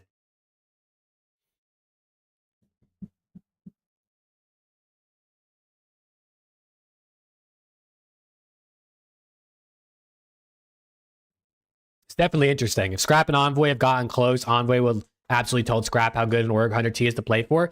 Yeah, I mean, for sure. And 100T is one of the biggest brands in COD, right? Like, you got to think, like, why wouldn't a players mostly want to play for them? You know? If you look at fan bases, right? You got Optic and FAZE, and you got Thieves and Ultra. Those are the biggest ones. But now if Scrap leaves Ultra and stuff, maybe Ultra won't be as big. You got to think these are probably the third biggest org in COD, right? So, I mean, honestly, who really knows if this team's even possible? But it's, I'd bust a nut on stream if it happened. I'll tell you that much. I'll tell you that much for free.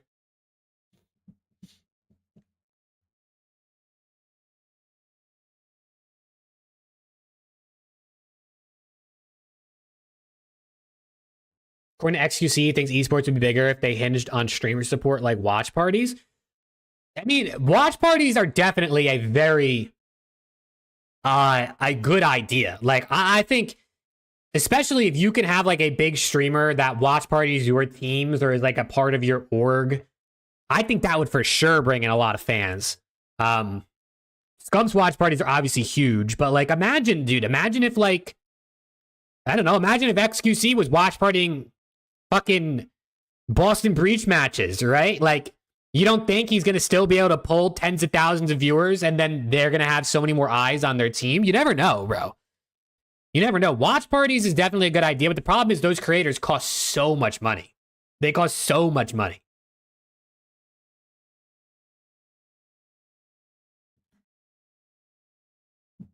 Terry Kiko, nicely Scump, even the dudes that own... Yeah, no, exactly.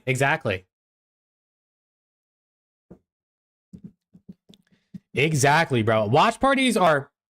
The thing is, and this is 100% true because this is exactly how I feel.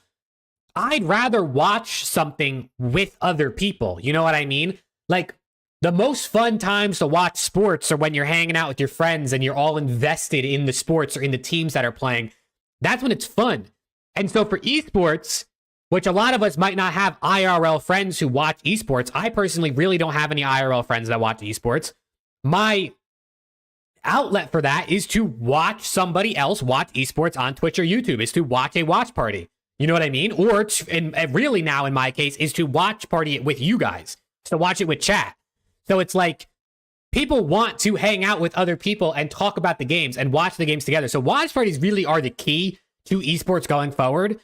The problem is trying to get the right people to watch party for you, and then how much money are they going to cost and all that sorts of things. That's when it gets crazy.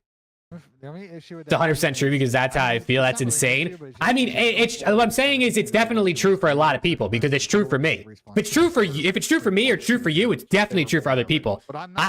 You've never had an original thought. You know, I've never had an original thought. There's not a single thing that I like that no one else in the world likes. You know what I mean? So that's the whole concept behind watch Teams parties. that could form theoretically that could be good teams, but you have to wait to see what happens with like some of the superstars and where they're, because everything just revolves around them. You get Attach, Sib, Mac, and Vivid Orbit Ski.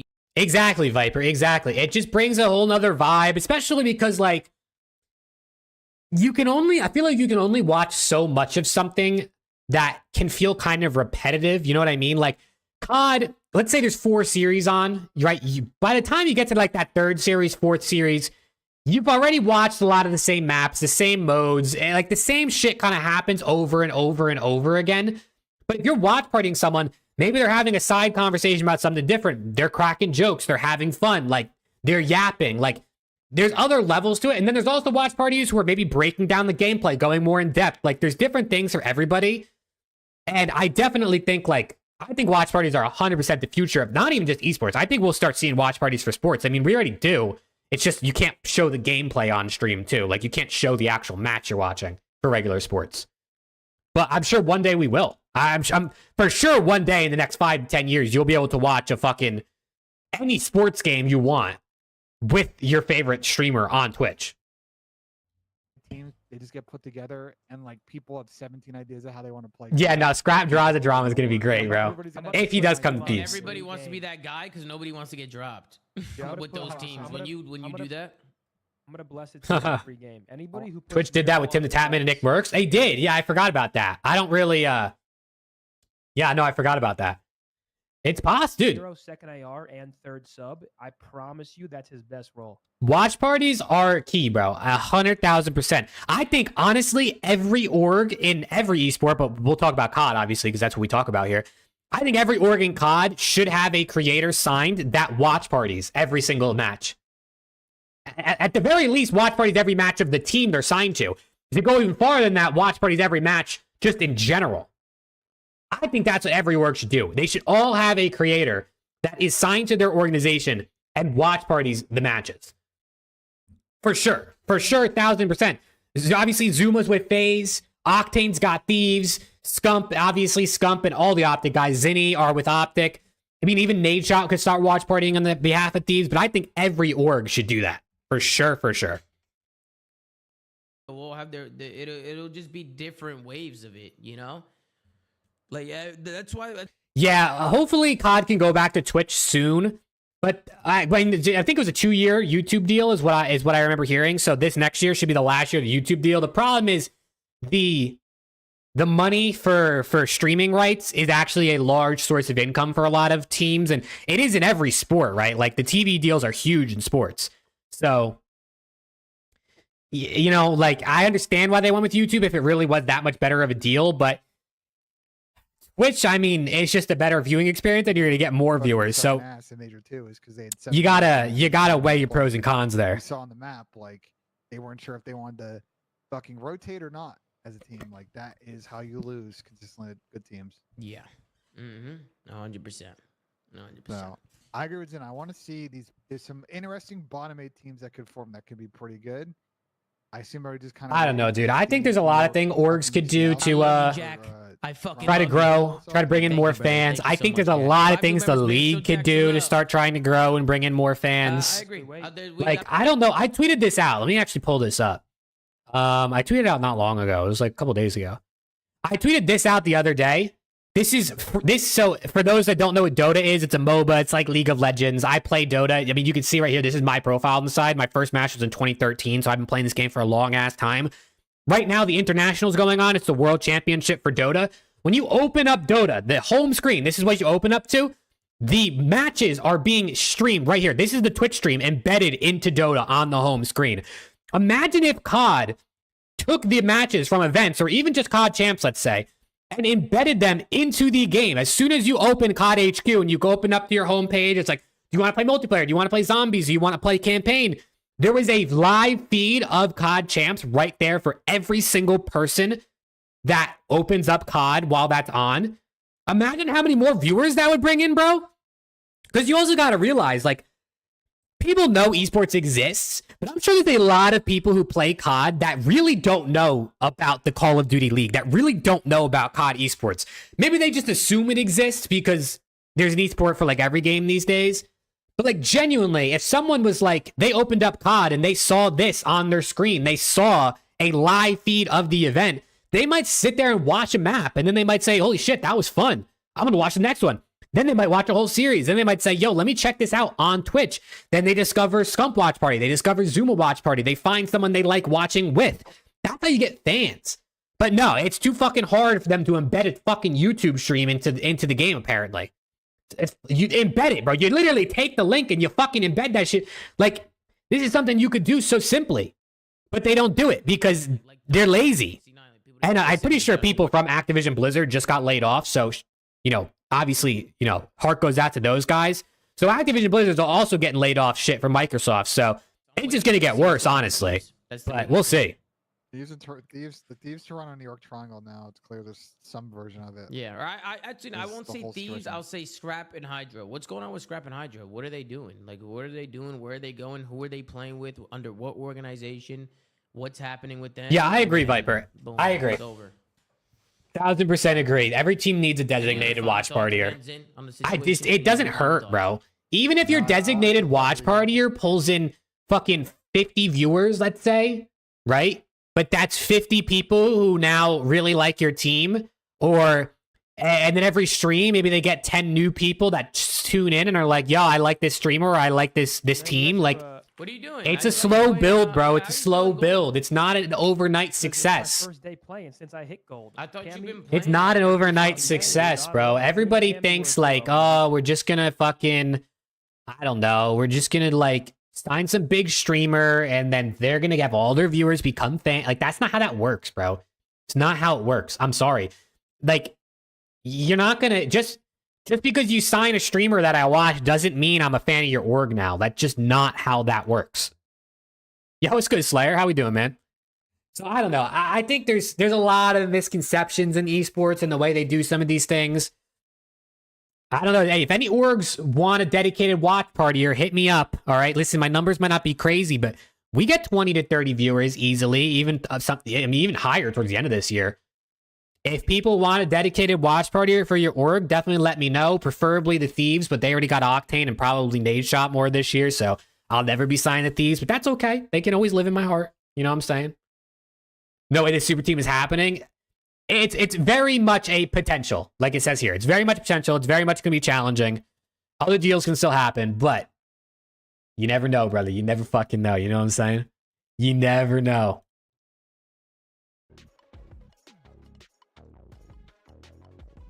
Never say never. Hey, yeah, hey, dude, like I literally just said about this team, you never know, right? But, yeah, it would definitely, I thought about that. Like, obviously, my dream would be to join Thieves, right? Like, if I ever was a big enough creator, I would, of course, want to be a creator for Thieves, because that's just the team I'm a fan of. Why would I want to be a creator for, like, any other team? But they're already so big in COD, and their literal owner, CEO, is one of the biggest names in COD that, like, why would they ever really sign anybody else for COD that's not a player? You know what I mean? Like, it doesn't really, I feel like it doesn't make much financial sense. Don't care if Scrap goes as long as he has good teammates, because you want to see him win a ring.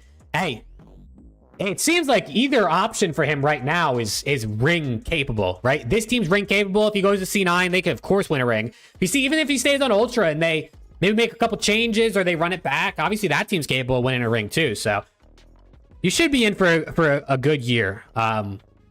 Austin, no matter what. No matter where Scrap ends up. Chad, if you haven't checked out the YouTube video from today, definitely check it out. Top 10 young players in the league.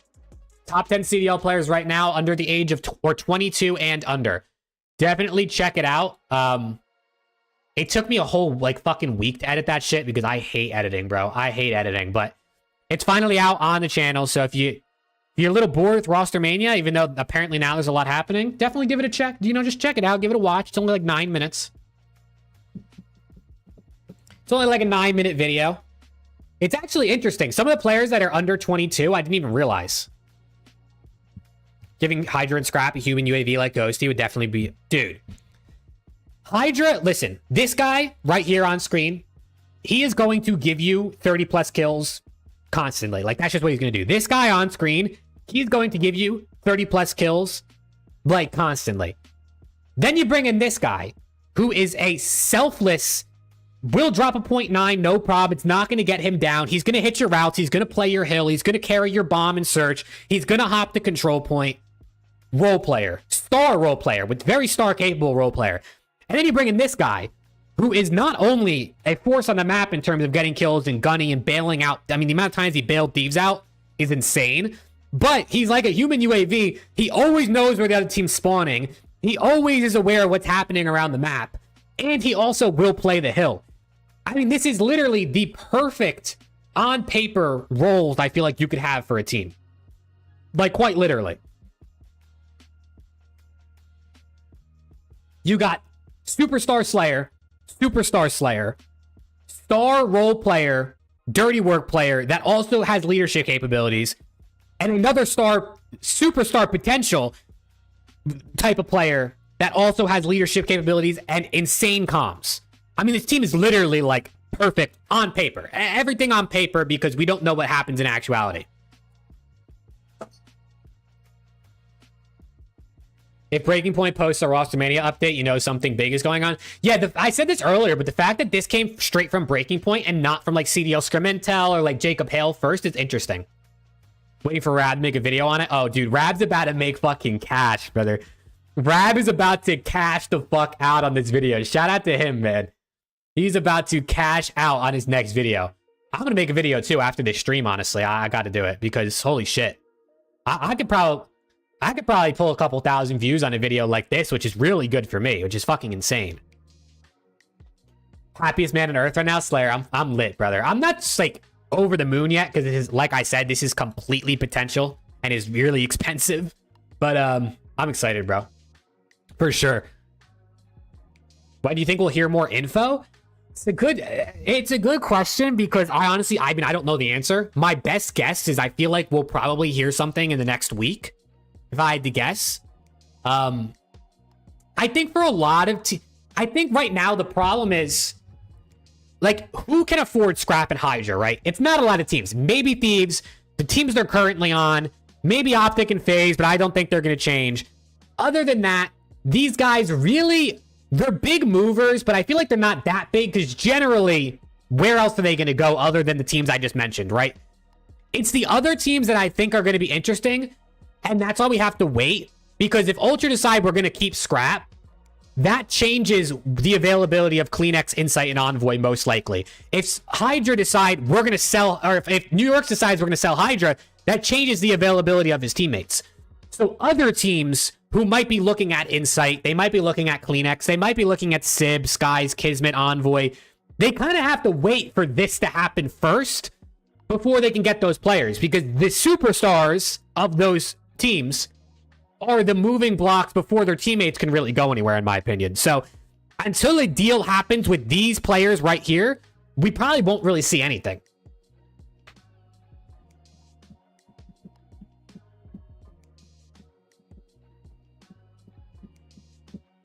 And yeah, I mean, like, Ultra's just gonna get buyout offers like crazy for their 4 players. So it's all a waiting game to see what happens with these 2 guys right here. And I guess even Envoy, right? I think even Envoy's a mover here.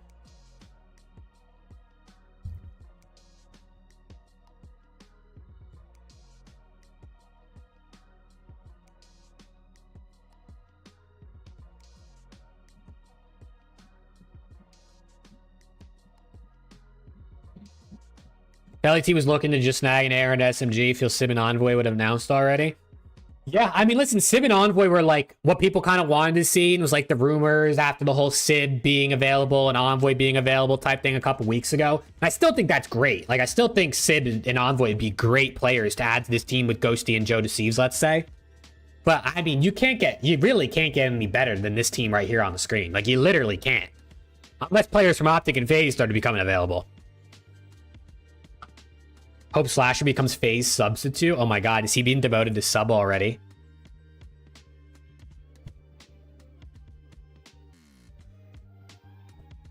Yeah, that's the problem, Viper, is like everything is hearsay. So it's like it's cool to be excited and overreact about these things, and that's exactly what I'm doing. Because if I decided to be realistic about this and just go off the fact that none of this is confirmed to be happening, there'd be nothing to talk about. So obviously we got to overreact for the fun of it, but it's just like, well, this could all happen, and then a week from now we find out that Scrap's staying and HYDRA's staying and nothing happens, and it's just, what the fuck are we talking about for the last week?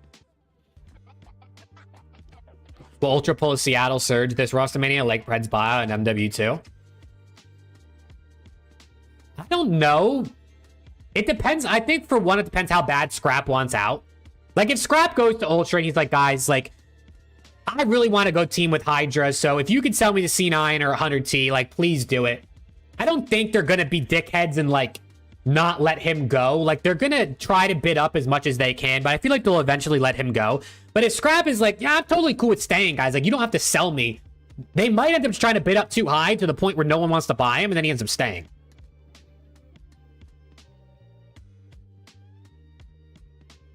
Maybe HYDRA leaked this roster to incentivize C9 to buy out Scrappy before someone else does. You never know, bro. You never know. I think that the thing is, too, a lot of the times, I think in esports in general, is like, the players want to play together more than they necessarily want to be on a specific org. You know what I mean? Like, do you think these players really care if they're playing together under C9 or under Thieves or under Ultra or... I don't think they really care what org they're on. It's just being together. It's the 4 players is what matters to them, right? So if this team, I mean, Ghosty's probably not going anywhere, right? Like, unless this team won't happen, I don't think, unless it's on Thieves. 'Cause I don't think Thieves are letting Ghosty walk. But like, there's a possibility that these two end up on C9 with HYDRA, and maybe they keep Skies or they bring in someone else, or like, things can still happen, but generally speaking, I don't think it matters what org it's on a lot of the times. It's just like, how bad do they want to be a team of 4?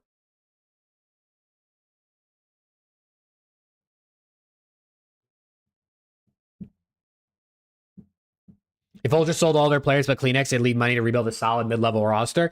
Yeah, I think Ultra still can be a mid-level team. The problem is, like, they'd have to move fast. Because if they sold let's say they sell their team, right? And let's say they keep Kleenex, like in your hypothetical, you got to move quick because the next best guys, like Sib, or, I mean, who else is even out there? Really, like Nero, Attach, like Gwyn, maybe, or you got to move quick if you wanna get the next good players, the next tier of players.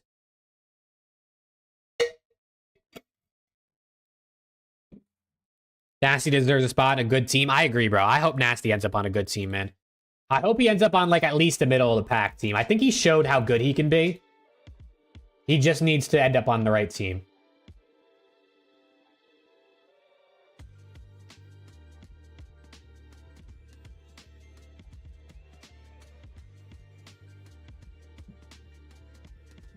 When is available if Fnatic are taking Raven's spot? That could be interesting. I would love for Fnatic to be in the league for one, but then also Gwyn being available. I mean, it's another very solid player with what looks like to be a high ceiling potentially available. Ben was hating on 100T for trying to make this and saying they have no money. I mean, listen, I don't know how much money they have. Like, I genuinely have no idea how much money Thieves have. What I do know is that this team would cost an absolute fuck ton, and I would not be surprised, nor would I be disappointed as a Thieves fan to see this not happen, because I understand, like, it's a business first. And as much as I'd love to see this team play together, if I got to watch them play together, that means Thieves went out of business in 2 years. Like, I wouldn't want that anymore. You know what I mean? So, what about Joe? Yeah, I don't know what happens with Joe D. I feel bad for him if this does end up happening, because I feel like he kind of gets a little short-sighted maybe, but I think Joe will still end up on a team. Joe is, I mean, the dude's 19 years old, bro. He's only 19. He might be like one of the youngest players in the league. I actually think he is potentially like the youngest player in the league.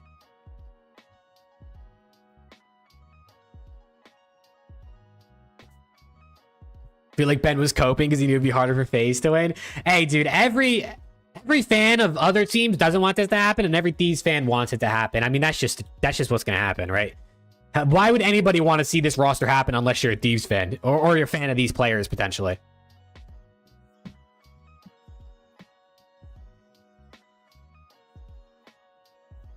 Yeah, I mean, all the teams are getting their refunds from the league. I don't know if it's in like one big payment or if it's like over time, but you got to think. I definitely think Thieves have the money. It's just a matter of like what percentage of the total money they have. Like, is this 10% of the money they have? Is this 50% of the money they have to make this team happen? Like, at that point, it's a bit too much. And yeah, no, 100 Team never said like, holy shit, we're on the verge of collapse because we have no money. They just knew like, we got to cut back. We got to make moves that are right for the longevity of the organization. And maybe they got more than you think. Now, maybe they're actually better off now than we think they are. Kremp has potential. I agree. I think Kremp has potential as well. You think the LAT trio form a team? Like what? Joe, Kremp, and Nasty? Probably not, just because there's not a lot of trio spots available, but you never know. I mean, the rumor from... Was it CDL Scrim Intel that tweeted it out? The rumor... Hey. Dog's barking. The rumor is that Kremp and Nasty could potentially go to Vancouver Surge with Abuza and 04. So, yeah, you know, I could see people want to stay together.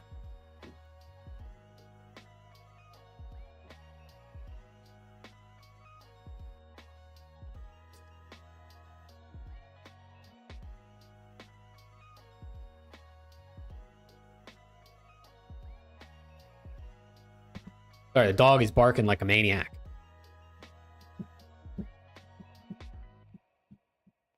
Yeah, no, I mean, Viper, that's what the community does, bro. The community here is like, hey, we're trying to save money, and that automatically means you're broke. Show dog. I wonder how well this is going to work because it's so bright. Rocket, look over here, bro. Look at the camera. Look at the camera, Rocket. There he is. He's sitting on the futon looking out the window. I think there was like a UPS truck parked outside, and the guy was delivering to the neighbor.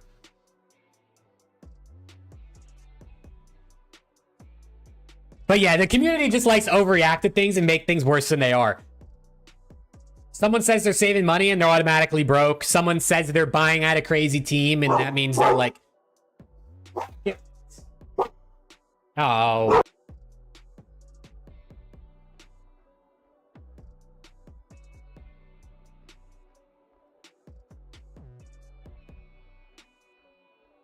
Sorry, the Amazon guy just walked up to the door and now the dog is going crazy.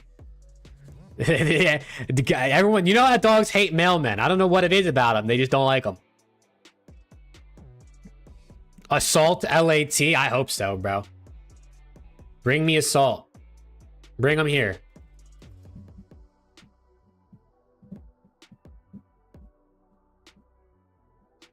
You like that pick? This pick goes hard, bro. This pick goes really hard. It really, really does. Like, it really, really does.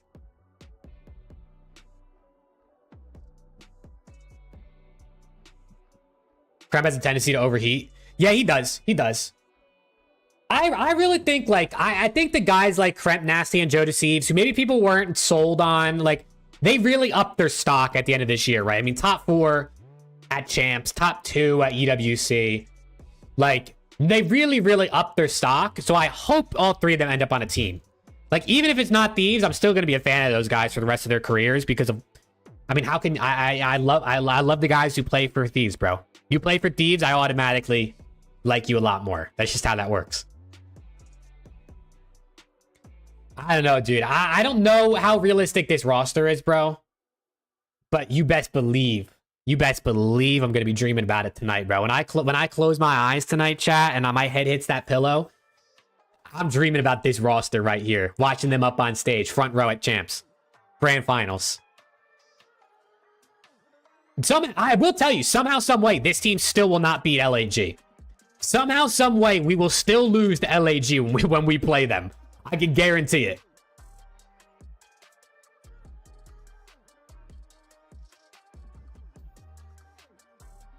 Somehow, brother. Bro, why can't Thieves beat the Gorillas, bro? Rocket, it's just someone running. It's just a lady running. Let the lady work out in peace. My gosh. False hope just pisses you off. Yeah, I mean, I understand when people are like, when people just believe something the second they see it. Like, obviously, I'm gonna overreact to this, and I'm gonna tweet dumb shit in reaction.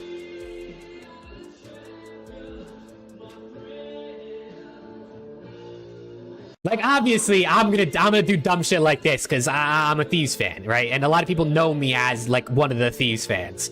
But like in reality, I my feet are on the ground. I know that this roster is highly unlikely. Like, I know this roster is very unlikely. So, and I think a lot of people do. I just think typically online we just give this persona of like trying to be funny or whatever the case may be. Then I'm at fault for it as well. So I don't think most people actually are like, oh my god, it's gonna happen. It's 100%. Like, that's, you're being really unrealistic if you're like, holy shit, this is 100% gonna happen. Scrap and go, dude. Hell yeah. Nah, it'll be great, bro. The trash talk on this team would be really good because honestly, like, Ghosty, he can trash talk. He won't always do it, but he can. Envoy's not really much of a trash talker.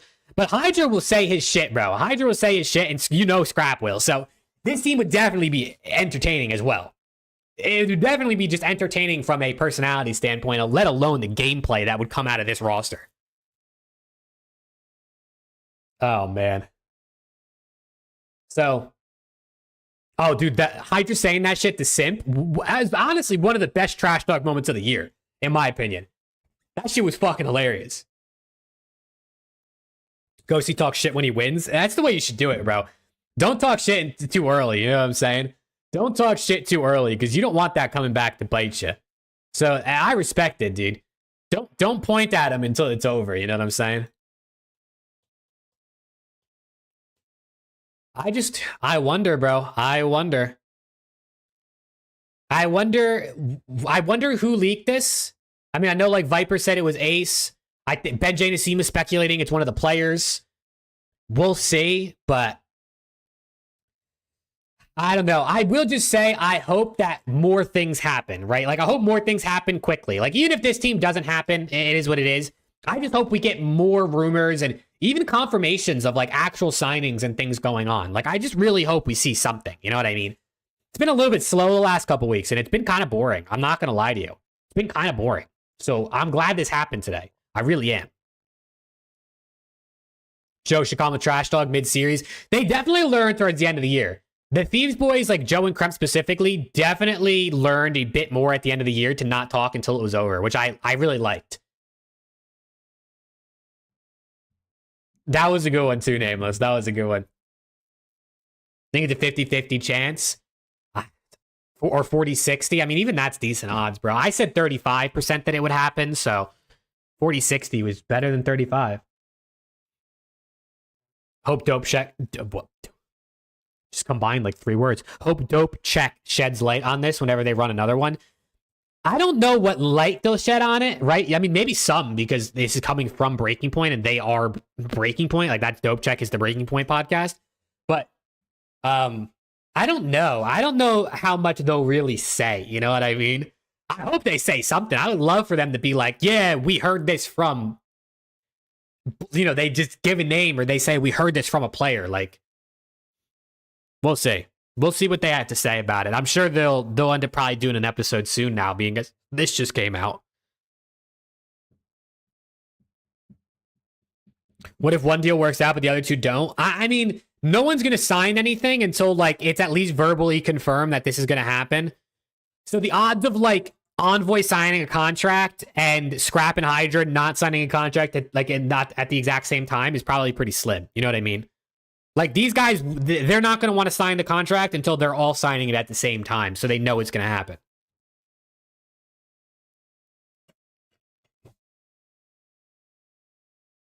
Ben said one thing he takes from these rumors is that Hydra and Scrap are marketing themselves as a duo. It's definitely smart. I mean, it's definitely tough because they're literally contracted as separate orgs, which means you have to buy them out in order for this to be possible. But, I mean, dude, I mean, this is like, I mean, that's smart, bro. Like, how much better of a duo can you get? Like, genuine, like, in current day COD, right? Obviously, all time, we know Simp and BZ are better. We know, like, X, Y, and Z. But, like, how much better of a duo in current 2024, 2025 COD can you get than Hydra and Scrap as a duo? Like, I don't think it gets better. Like, genuinely. I don't think it gets better. You could argue, like, maybe Shotzi and Pred because, like, they just won champs and, you know, that type of thing. But I don't know, dude. I think individual-wise, individual players put together, Scrap and Hydra might be the best duo.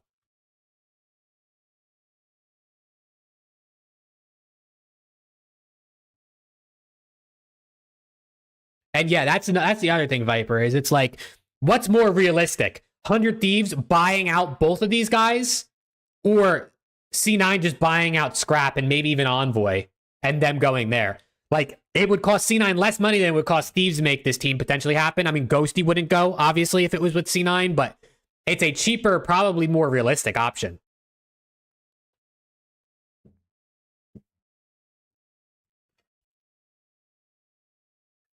Optic will slam LAT as always. Hey, we'll see, brother. We'll see. We'll see. You guys had your fun this year, but now we're coming. Nah, dude. We will see what ends up happening. But I used to pray for times like these. I used to pray. No, honestly, I never even thought about this as a possible team for LAT. Like, I never even really crossed my mind as like a legitimate possibility because, like, this is just fucking insane to think that this is possible. But hey. Anything's possible if the players are willing to take the right pay cuts, I guess, right?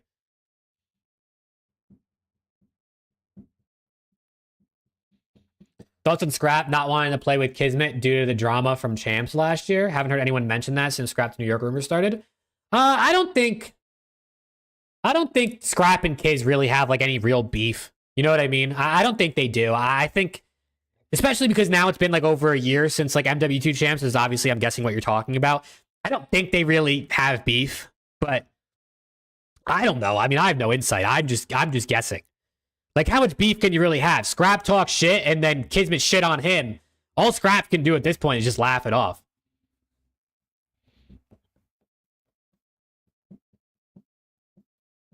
C9 isn't known for spending much money on their roster. Yeah, dude, so hey, maybe it's even more likely then. Maybe it's when nothing's going to happen until Scrap makes it. Like, nothing's going to happen until Ultra accept an offer for Scrap.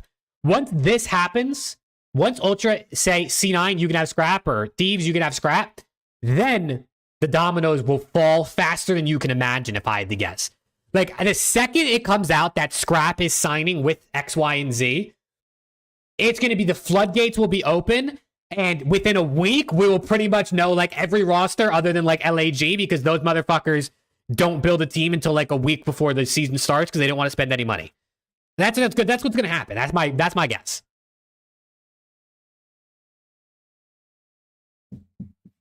You never know though. You never know. If Hydra is available, if Scrap is available, every team is making calls right now, except for maybe FaZe and Optic. But honestly, I wouldn't be surprised if they were just if those two teams were also just getting a feel for the situation.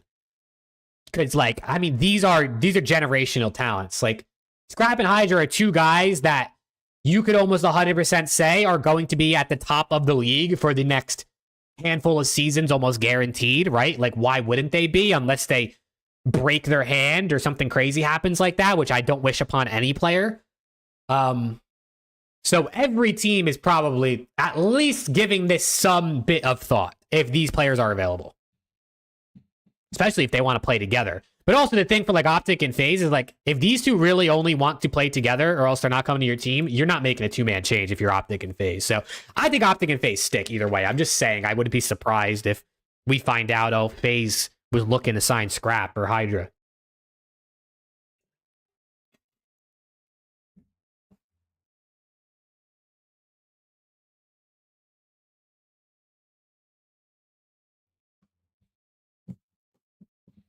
His comment at Champs last year was literally shut down HYDRA. Team's pretty ass. Yeah, but I mean, especially for Scrap specifically, he is just a trash talker. I don't think any beef in COD, other than when it gets super personal, like with Scrap and Draza, is like unsquashable. You know what I mean? Like, someone could tell me how dog shit I am at Call of Duty all day, every day. It's really not like, it's really not that deep, especially given the fact that they're professional players. Like, you know, you're two of the best players in the world, no matter how bad someone says you are. So I don't think any beef is unsquashable, except for Scrap and Draws, because they got the girlfriends in on it. It become way too personal with those guys. I think that's a bit too far, and I don't think that'll ever really, I don't think they're going to team. Other than that, I think they're fine. You know what I mean? Like, why wouldn't you be? Especially if it means you have a better chance of winning. Like, why wouldn't you squash your beef? Especially if you're Kismet, where, like, you should want to play with Scrap. You know what I'm saying? You should want to play with Scrap. Imagine Falcon say fuck it and just buy this team. Dude, imagine they realize this team's possible and they just drop like 3 million to make it happen. No problem. No questions asked. They just take their team and they move them back down to challengers. Anything's possible. Dude, genuinely anything is possible. Like, actually, like, there's no telling what's going to happen with these players on this on the screen.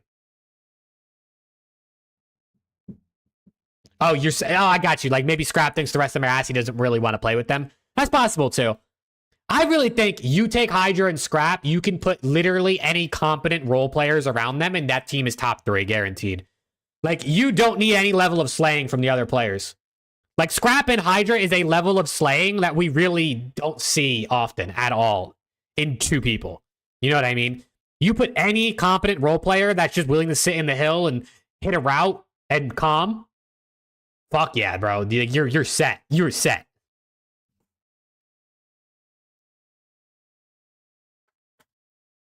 Quite literally set. So, we'll see, bro. We'll fucking see.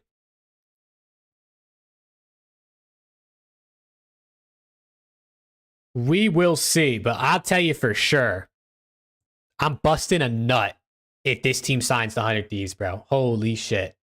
Sign me the fuck up. You know what I'm saying?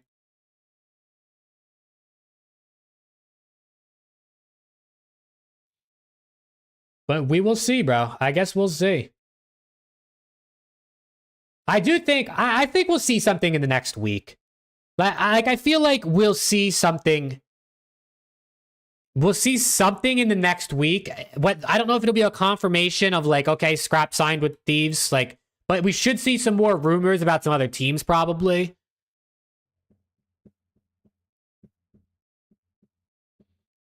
I think Scrap 2 C9 makes more sense. Like, I think Scrap 2 C9 makes 1,000% more sense because HYDRA's already under contract. You don't got to buy him out if you're the team because you already have HYDRA. Like, you got to buy a Scrap, obviously, but I think it's, you know, they need a better SMG. What, this team, you think?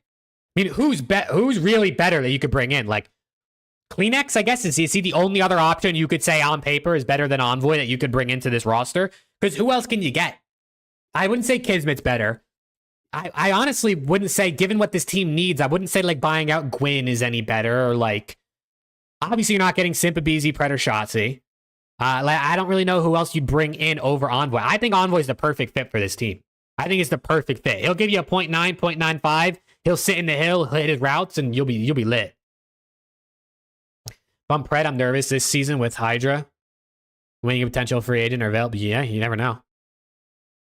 You never know.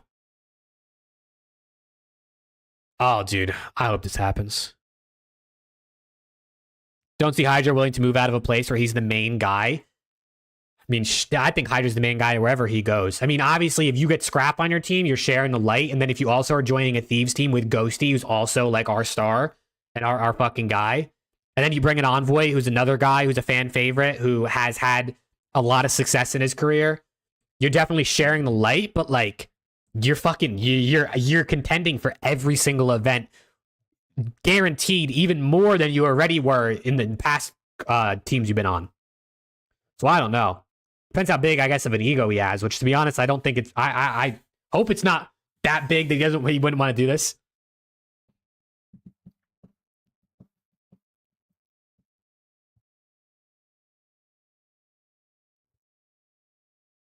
There's no reason any of these players wouldn't want this team to happen. You know what I mean? Like, there's just no reason.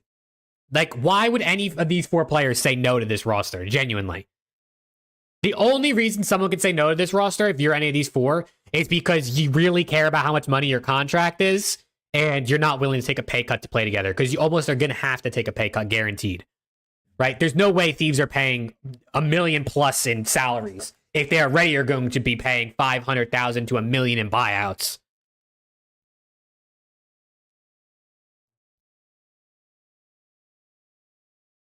Scrap can tell HYDRA to drop kids for Envoy and Thieves will get whatever sub C9 doesn't keep. It's very possible. It's very possible. In the beginning of the free agency, when the whole Scrap to C9 thing came out, I said Scrap and Envoy, or Scrap and Kleenex to C9 in place of Sib and Kiz. I think it's very possible, and I think it makes sense. But I don't know, dude. I don't know. I think Scrap to C9 is more likely than this, but you never know, bro. You never know.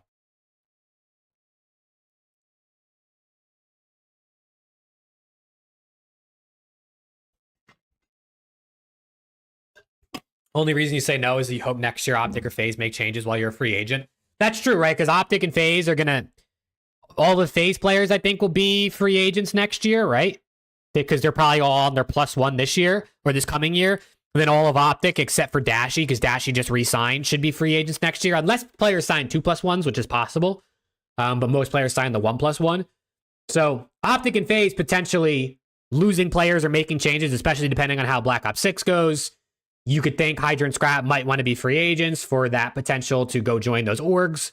That's obviously always a possibility, but I don't know, dude. You know, it's like, do you bet on that or do you just say fuck it? Especially because this team is literally so good. Like, I mean, it's not like you're settling for some, like, you know, middle of the pack fighting for top 4 type roster if this is what ends up coming together. So, we'll see. If we see Joe's bio change and not have LAT in it, we both ride and celebrate at the same time. Honestly, bro. Honestly, I really didn't like want to see any of those guys go from Thieves because I mean, genuinely, like, they were just so fun to watch this year, and they made me so proud as a Thieves fan for what they were able to accomplish given the expectations. But I mean, this team's fucking incredible, bro. Let me see. Let me check Joe Deceives again. Still says it. It still says professional COD player for LAT. So he has not changed it yet.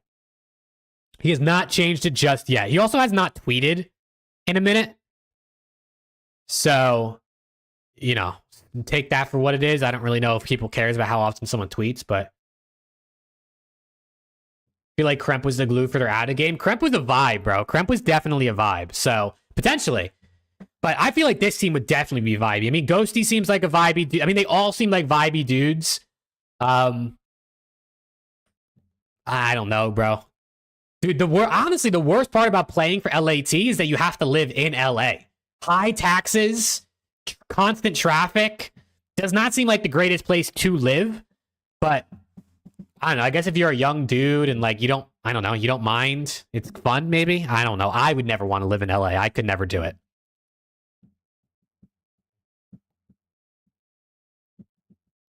They gave you old school COD vibes? What, the old LAT team or like this past year's LAT team? They definitely did. They definitely were just vibey, bro. They definitely were just vibey.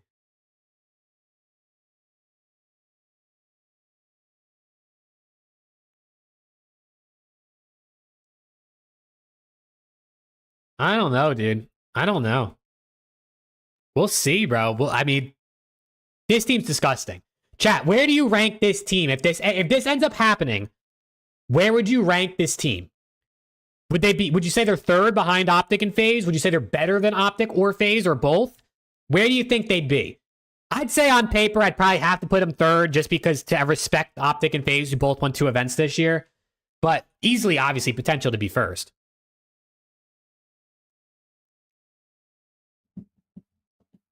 Maybe they'll eye a move for the COD team to be in Texas like most other teams. It's possible, but like, where would they play out of? They already have a COD facility, like a room at the facility for the COD team. Ghosty's already in LA.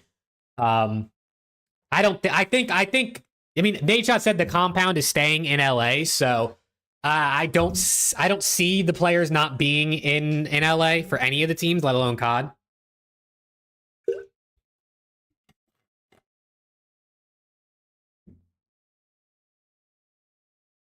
No rank, all three could win events on any weekend. Facts, for sure, facts. FAZE, LAT, OPTIC. Pals? What are you talking about, Rooster? What you said pals earlier too. I don't know what that meant. I don't know what pals means.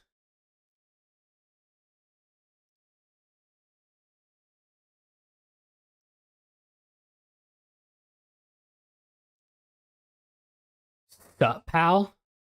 You just saying hi? Is this just your... Oh, I'm doing good, brother. How are you? I'm doing good. I'm doing great. Let's just say. I'm doing great. I'm just glad. Not even because this is a roster for 100 team, I'm doing great. I'm just glad we have more Rostermania rumors, bro. Just something to talk about. Like, even if this was the rumor team... I mean, if this was the rumor team for any other team, I would be upset because Dan Ghosty's on this. But if there was rumors about Scrap and HYDRA and all this stuff today, I would just be excited in general. Yeah, today is Friday. I honestly kind of forgot. I kind of forgot today was Friday. So yeah, happy Friday, everybody. What's the weekend plans, bro? Anyone got any good weekend plans? I don't have any plans this weekend, I don't think. I got to build the shelf. I got my shelf, like, thing that's going to go in the background. I'm going to put, like, a bunch of shit on it. And then I'll add shit to it over time. But I got to build the shelf. I'm going to move this plant. We're going to build the whole big shelf. And it's going to look better in the background. It's not just going to be a white wall, which is perfect, right? White wall. You probably can't even see me, bro. I'm blending into the wall because I'm so white. Friday the 13th. It is Friday the 13th. Stay safe, everybody. Stay safe. Yeah, what's good, Roscoe? How we doing? Yeah, we'll see, dude.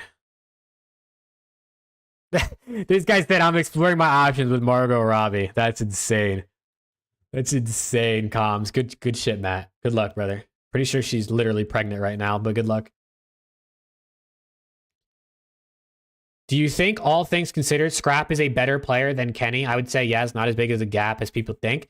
I mean, yeah. I mean, like, if you're ranking players, Scrap is higher than Kenny on, I would say, literally every person's list that's watched any COD in the last 2 years.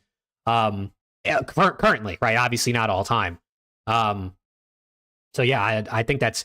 I do think Kenny's obviously an exceptional player that brings a lot to a team, more than what might a lot of people overlook the leadership stuff and the comms and that sort of thing. But Ben is losing full.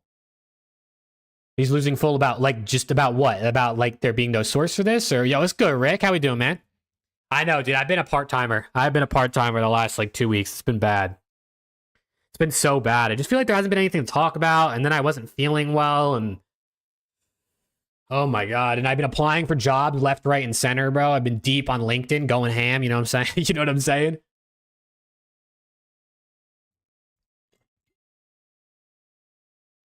I got another YouTube video I guess I got to make today and talking about this. Because this is...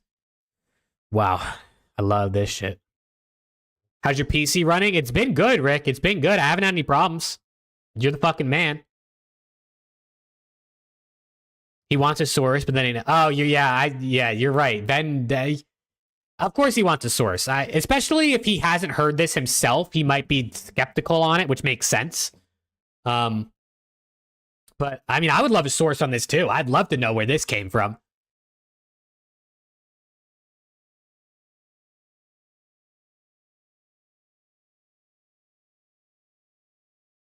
HYDRA leaving New York? Maybe, bro. Maybe. Apparently. Possibly. Potentially. How many other words can I throw in there? Yeah, I mean, listen, the thing is, these 4 players obviously want to play together, right? And the only way for them to play together is on Thieves, because I guess anything's... If Scrap or HYDRA's able to leave their team, I guess Ghosty could also leave Thieves somehow. But, like, I feel like this team is most likely on Thieves. But there's the possibility where these 3 just end up on C9, and then obviously Dan stays, he's odd man out, he stays on Thieves. I I don't know, dude. I would love to know the sources on this. Who leaked it, bro? Was it a player? Was it a manager of a team? Was it you know, who knows what it was? Was it a friend, a family friend, a family? Was it a girlfriend, a fucking mom? Who leaked it? The Ultra owner came out and said they weren't selling Scrappy. Did he say that recently, or you mean like back when the whole C9 thing was happening? Because I remember him tweeting and saying that. It was God RX? Yo, he's putting in work in retirement, bro. Holy shit. He's putting in work. Think Skies would work better with that team anyways? What, instead of Ghosty, you mean, Dylan?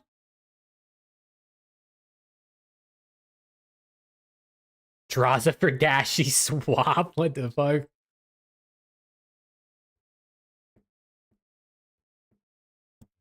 Yes, dude. Who knows, bro? Like, who knows? Like, is any CEO of an org gonna say, yeah, we're trying to sell our best player on a public forum like Twitter? No. But him saying we're not selling him is interesting. I don't know, bro. I really don't know. I mean, money talks, dude. You could say you're not selling him, but when someone offers you the right amount of cash, who gives a fuck what you want to do when you're getting that kind of money?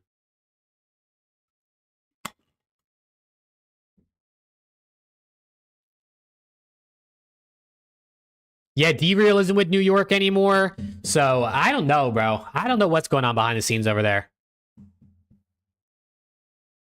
Yeah, I don't know, Rick. It seems weird for him to go out of his way to say no to something, especially if he's, like, lying, right? If it is true and he's just lying for the sake of, like, public facing. But I don't know, dude. I really don't know. I mean, things change, too. Like, at that moment, they really might not have wanted to sell Scrap. But now that this team is possible, Scrap might be like, guys, please let me go. And now things change. So, of course, that's possible. But him tweeting that out, if they do end up getting rid of Scrap, just ends up being a bad look on him, unfortunately. D-Real being the new coach LAT. Dude, D-Real and Shane with this roster. I mean, world championship written all over it, bro. Scrap did say it on the stream. I think he was baiting. Because he was like covering his mouth and shit when he said that. But yeah, I never know. There's always some truth, bro. Doesn't matter how bad someone's lying. There's always a little bit of truth hidden in it. Are the rumors true? My sources have no idea, bro. I got a lot of sources, bro. They don't know. They don't know if this is. No, I have no idea. I got no intel, chat. I know just as much as you guys because when I see a tweet, we all learn at the same time. So I have no idea if these rumors are true or if they're made up, but the fact that Breaking Point tweeted it means they heard this from somebody that they feel credible enough to tweet it. Now, is that somebody potentially lying? Maybe, and then that would ruin them as a source for everyone going forward. But who knows? Cohen, that's crazy. Why would C9 come back and drop their two best players? Makes no sense. Well, they wouldn't be dropping HYDRA. They'd be selling him. They probably wouldn't even... I don't know if SIB was restricted or unrestricted. I don't remember actually exactly. But there's definitely a big difference between just letting HYDRA walk out the door and getting fucking 500 grand for him.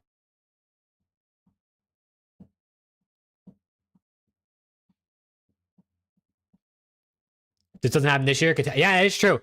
That is true. These players they are able to just unrestricted walk next year because, at least for what we know of their contracts, they are going into their +1s on their current teams.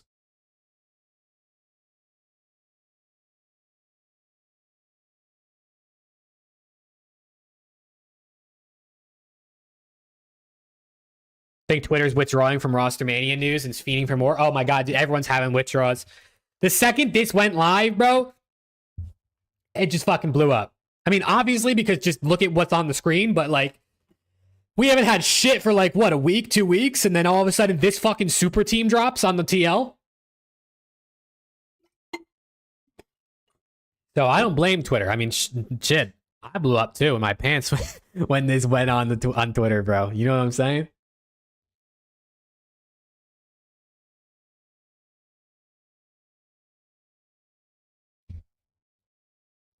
Oh my god. I'm telling you, once Scrap is either bought out or is confirmed to be staying on Ultra, Rostermania it'll speed up like crazy. Like, we genuinely will probably know every roster except for LAG within like a week of whatever the Scrap decision is.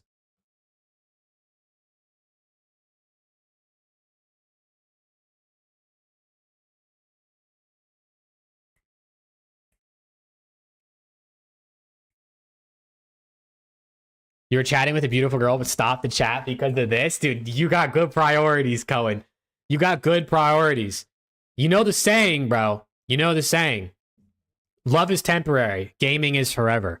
You know what I'm saying?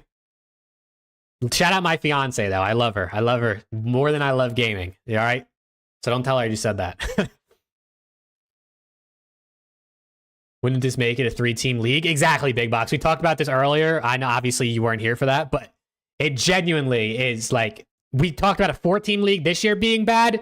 It would literally be a 3-team league because there is not a single team of 4 from the free agents available that you can make that is a, on paper, consistent contender above the other 3 teams. There obviously can be other good teams that if they peak at the right time can maybe make a run at an event or potentially even win, right? But on paper, it's a 3-team league. 1,000% if this happens. Dude, I'm okay with a 3-team league if this happens too. If this team was happening on any other org, I wouldn't want it. But it's gonna come to Thieves, baby. I'm okay with it. I'm okay with it. Check Discord. Let me see this. Let me see this. Oh, dude, I should have accepted your trade, Rooster. I should have given you McCaffrey. I should have given you McCaffrey. Bro, I have Tua on one of my other fantasy teams. Fucking hell, dude. My teams are getting slammed with injuries already in the first 2 weeks of this NFL season. No faith in Vegas Falcons making a run? No, sorry, absolutely not. Absolutely not. Hey, but if the Vegas Falcons want to give me a little bit of cash, I might just have some faith in them. And listen, I'm not an expensive guy. You know what I'm saying? I'm not gonna cost you a bag. All right. Little bit of cash is all I'm asking. It doesn't got to be too much. Shit. I'll fucking support your team for like $25, brother. You know what I'm saying? Like, come on, hit me up. Explain the Breaking Point fantasy stuff. Yeah. So, I mean, let me see if I can find their tweet. Where is their tweet? This is the tweet. So, I mean, chat, if anyone's played fantasy football, fantasy basketball, I mean, any fantasy sport, really, Breaking Point's working. Like, they currently have fantasy on the website. Let me open the website for reference as well. They also changed the website, which is throwing me off a little bit. They obviously currently had fantasy where, like, you had a budget, right? And you had to, like, pick your players for your teams. So, like, you had $30 and every player cost a different amount and you got points. What they're working on here is they're working on a league system where you draft your team, like in fantasy football. For most of the people I'm sure have played fantasy football in chat to at least some extent. So you get, I mean, in this one, you can see it's only a 4-team league. I'm sure they'll probably allow it to be up to 10 or 12 or 16 teams. I don't know what their cap will be, but you'll be able to get a group with your friends, or I'll obviously be doing leagues with you guys in chat. And you do a literal draft, right? Someone has the first pick. They can pick whoever they want. You draft your players, and then how they play in game affects how your fantasy team plays. And so it's going to be sick. It's going to be sick. I mean, I literally replied to this tweet. You can see under my webcam. I've been waiting for this for years, bro. I've been hoping this would show up. And I heard Breaking Point was rumored to be doing this. They were working on it this past season, so I'm glad that it should potentially be ready for next year.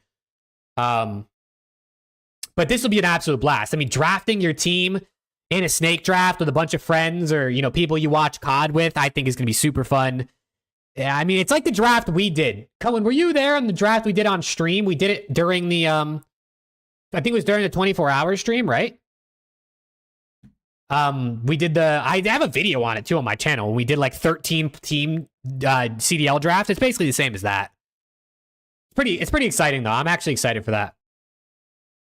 There you go. It did something, brother. It did something. Yeah, we'll have to see how big rosters are, because if it's like a 10-team league, you could do like 5-man or even... Oh, I can't do math. You could do 5-man rosters, I guess, right? Or no, you wouldn't if it was 10.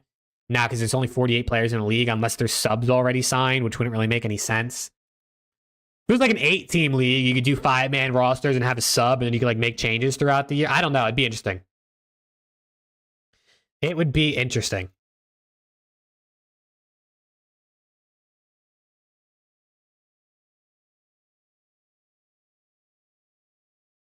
Yeah, I'm excited for the fantasy CDL. I think it'll be fun. I wanted to just run one like manually where I just tracked it on my own in like a fucking spreadsheet.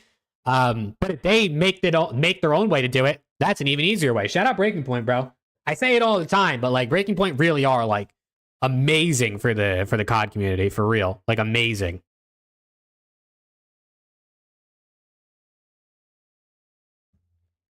Alex works at Breaking Point. He helps them at like events to record like when the Stocksman does his interviews, Alex is the one who like helps them record it. He doesn't really do a whole lot beyond that as far as I know, but or he also I think helps do the social media coverage for Optic games, or at least he was at one point this year. So yeah, he works with them a little bit. $500 entry, can you imagine, bro? Collab with Thieves Talk and Thieves Moves and do an LAT one. I'm down, bro. I've been thinking about that. I want to reach out to like some other Thieves fans on Twitter and do like a video or something together, or stream, and talk about Thieves or do something along those lines. Talk about the CDL. But you best believe, bro, Breaking Point Fantasy, we're running hella leagues. I'm gonna be like streaming drafts left, right, and center. I might have 1,000 teams. It depends what the cap is, how many teams they'd let me have. It depends what the cap is, honestly.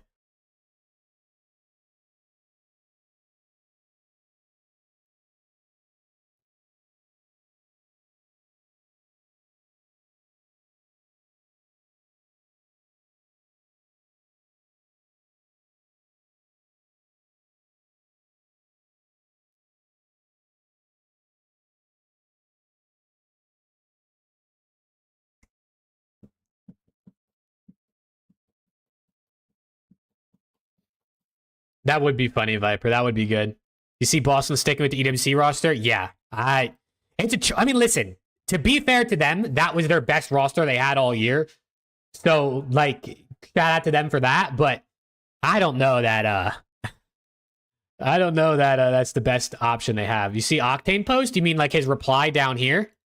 Did you mean this, or did he tweet something specifically? Nah, you're just talking about this. I'm with him, brother. Jesus Christ. I'm with him.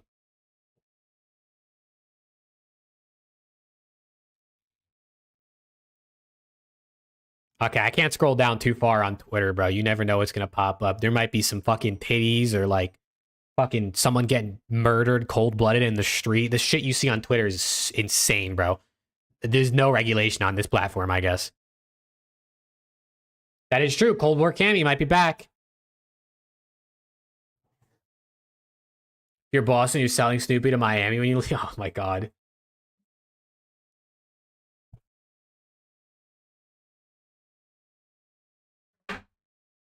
Yeah, no, literally, like, you can't scroll Twitter on stream, bro. You never know what you're gonna see.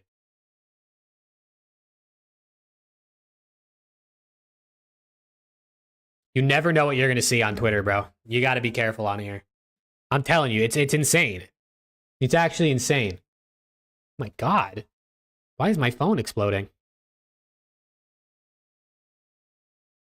That's why Zuma hides his screen? Yeah, no, unless I'm on, like, I won't pull up a tweet pretty much unless I'm on it already or I'm like typing into the search bar someone specifically. Wish there was a setting to block it. I mean, you can block things on Twitter. Like, you can block accounts and you can like, I mean, there's probably buttons to say like, I don't know if there's anything. I mean, I guess you could like report posts and maybe eventually the algorithm would like kind of know that you don't want to see that type of stuff. Might see some booba or some shit. No, genuinely, bro. You literally. It's fucking insane. It's actually insane.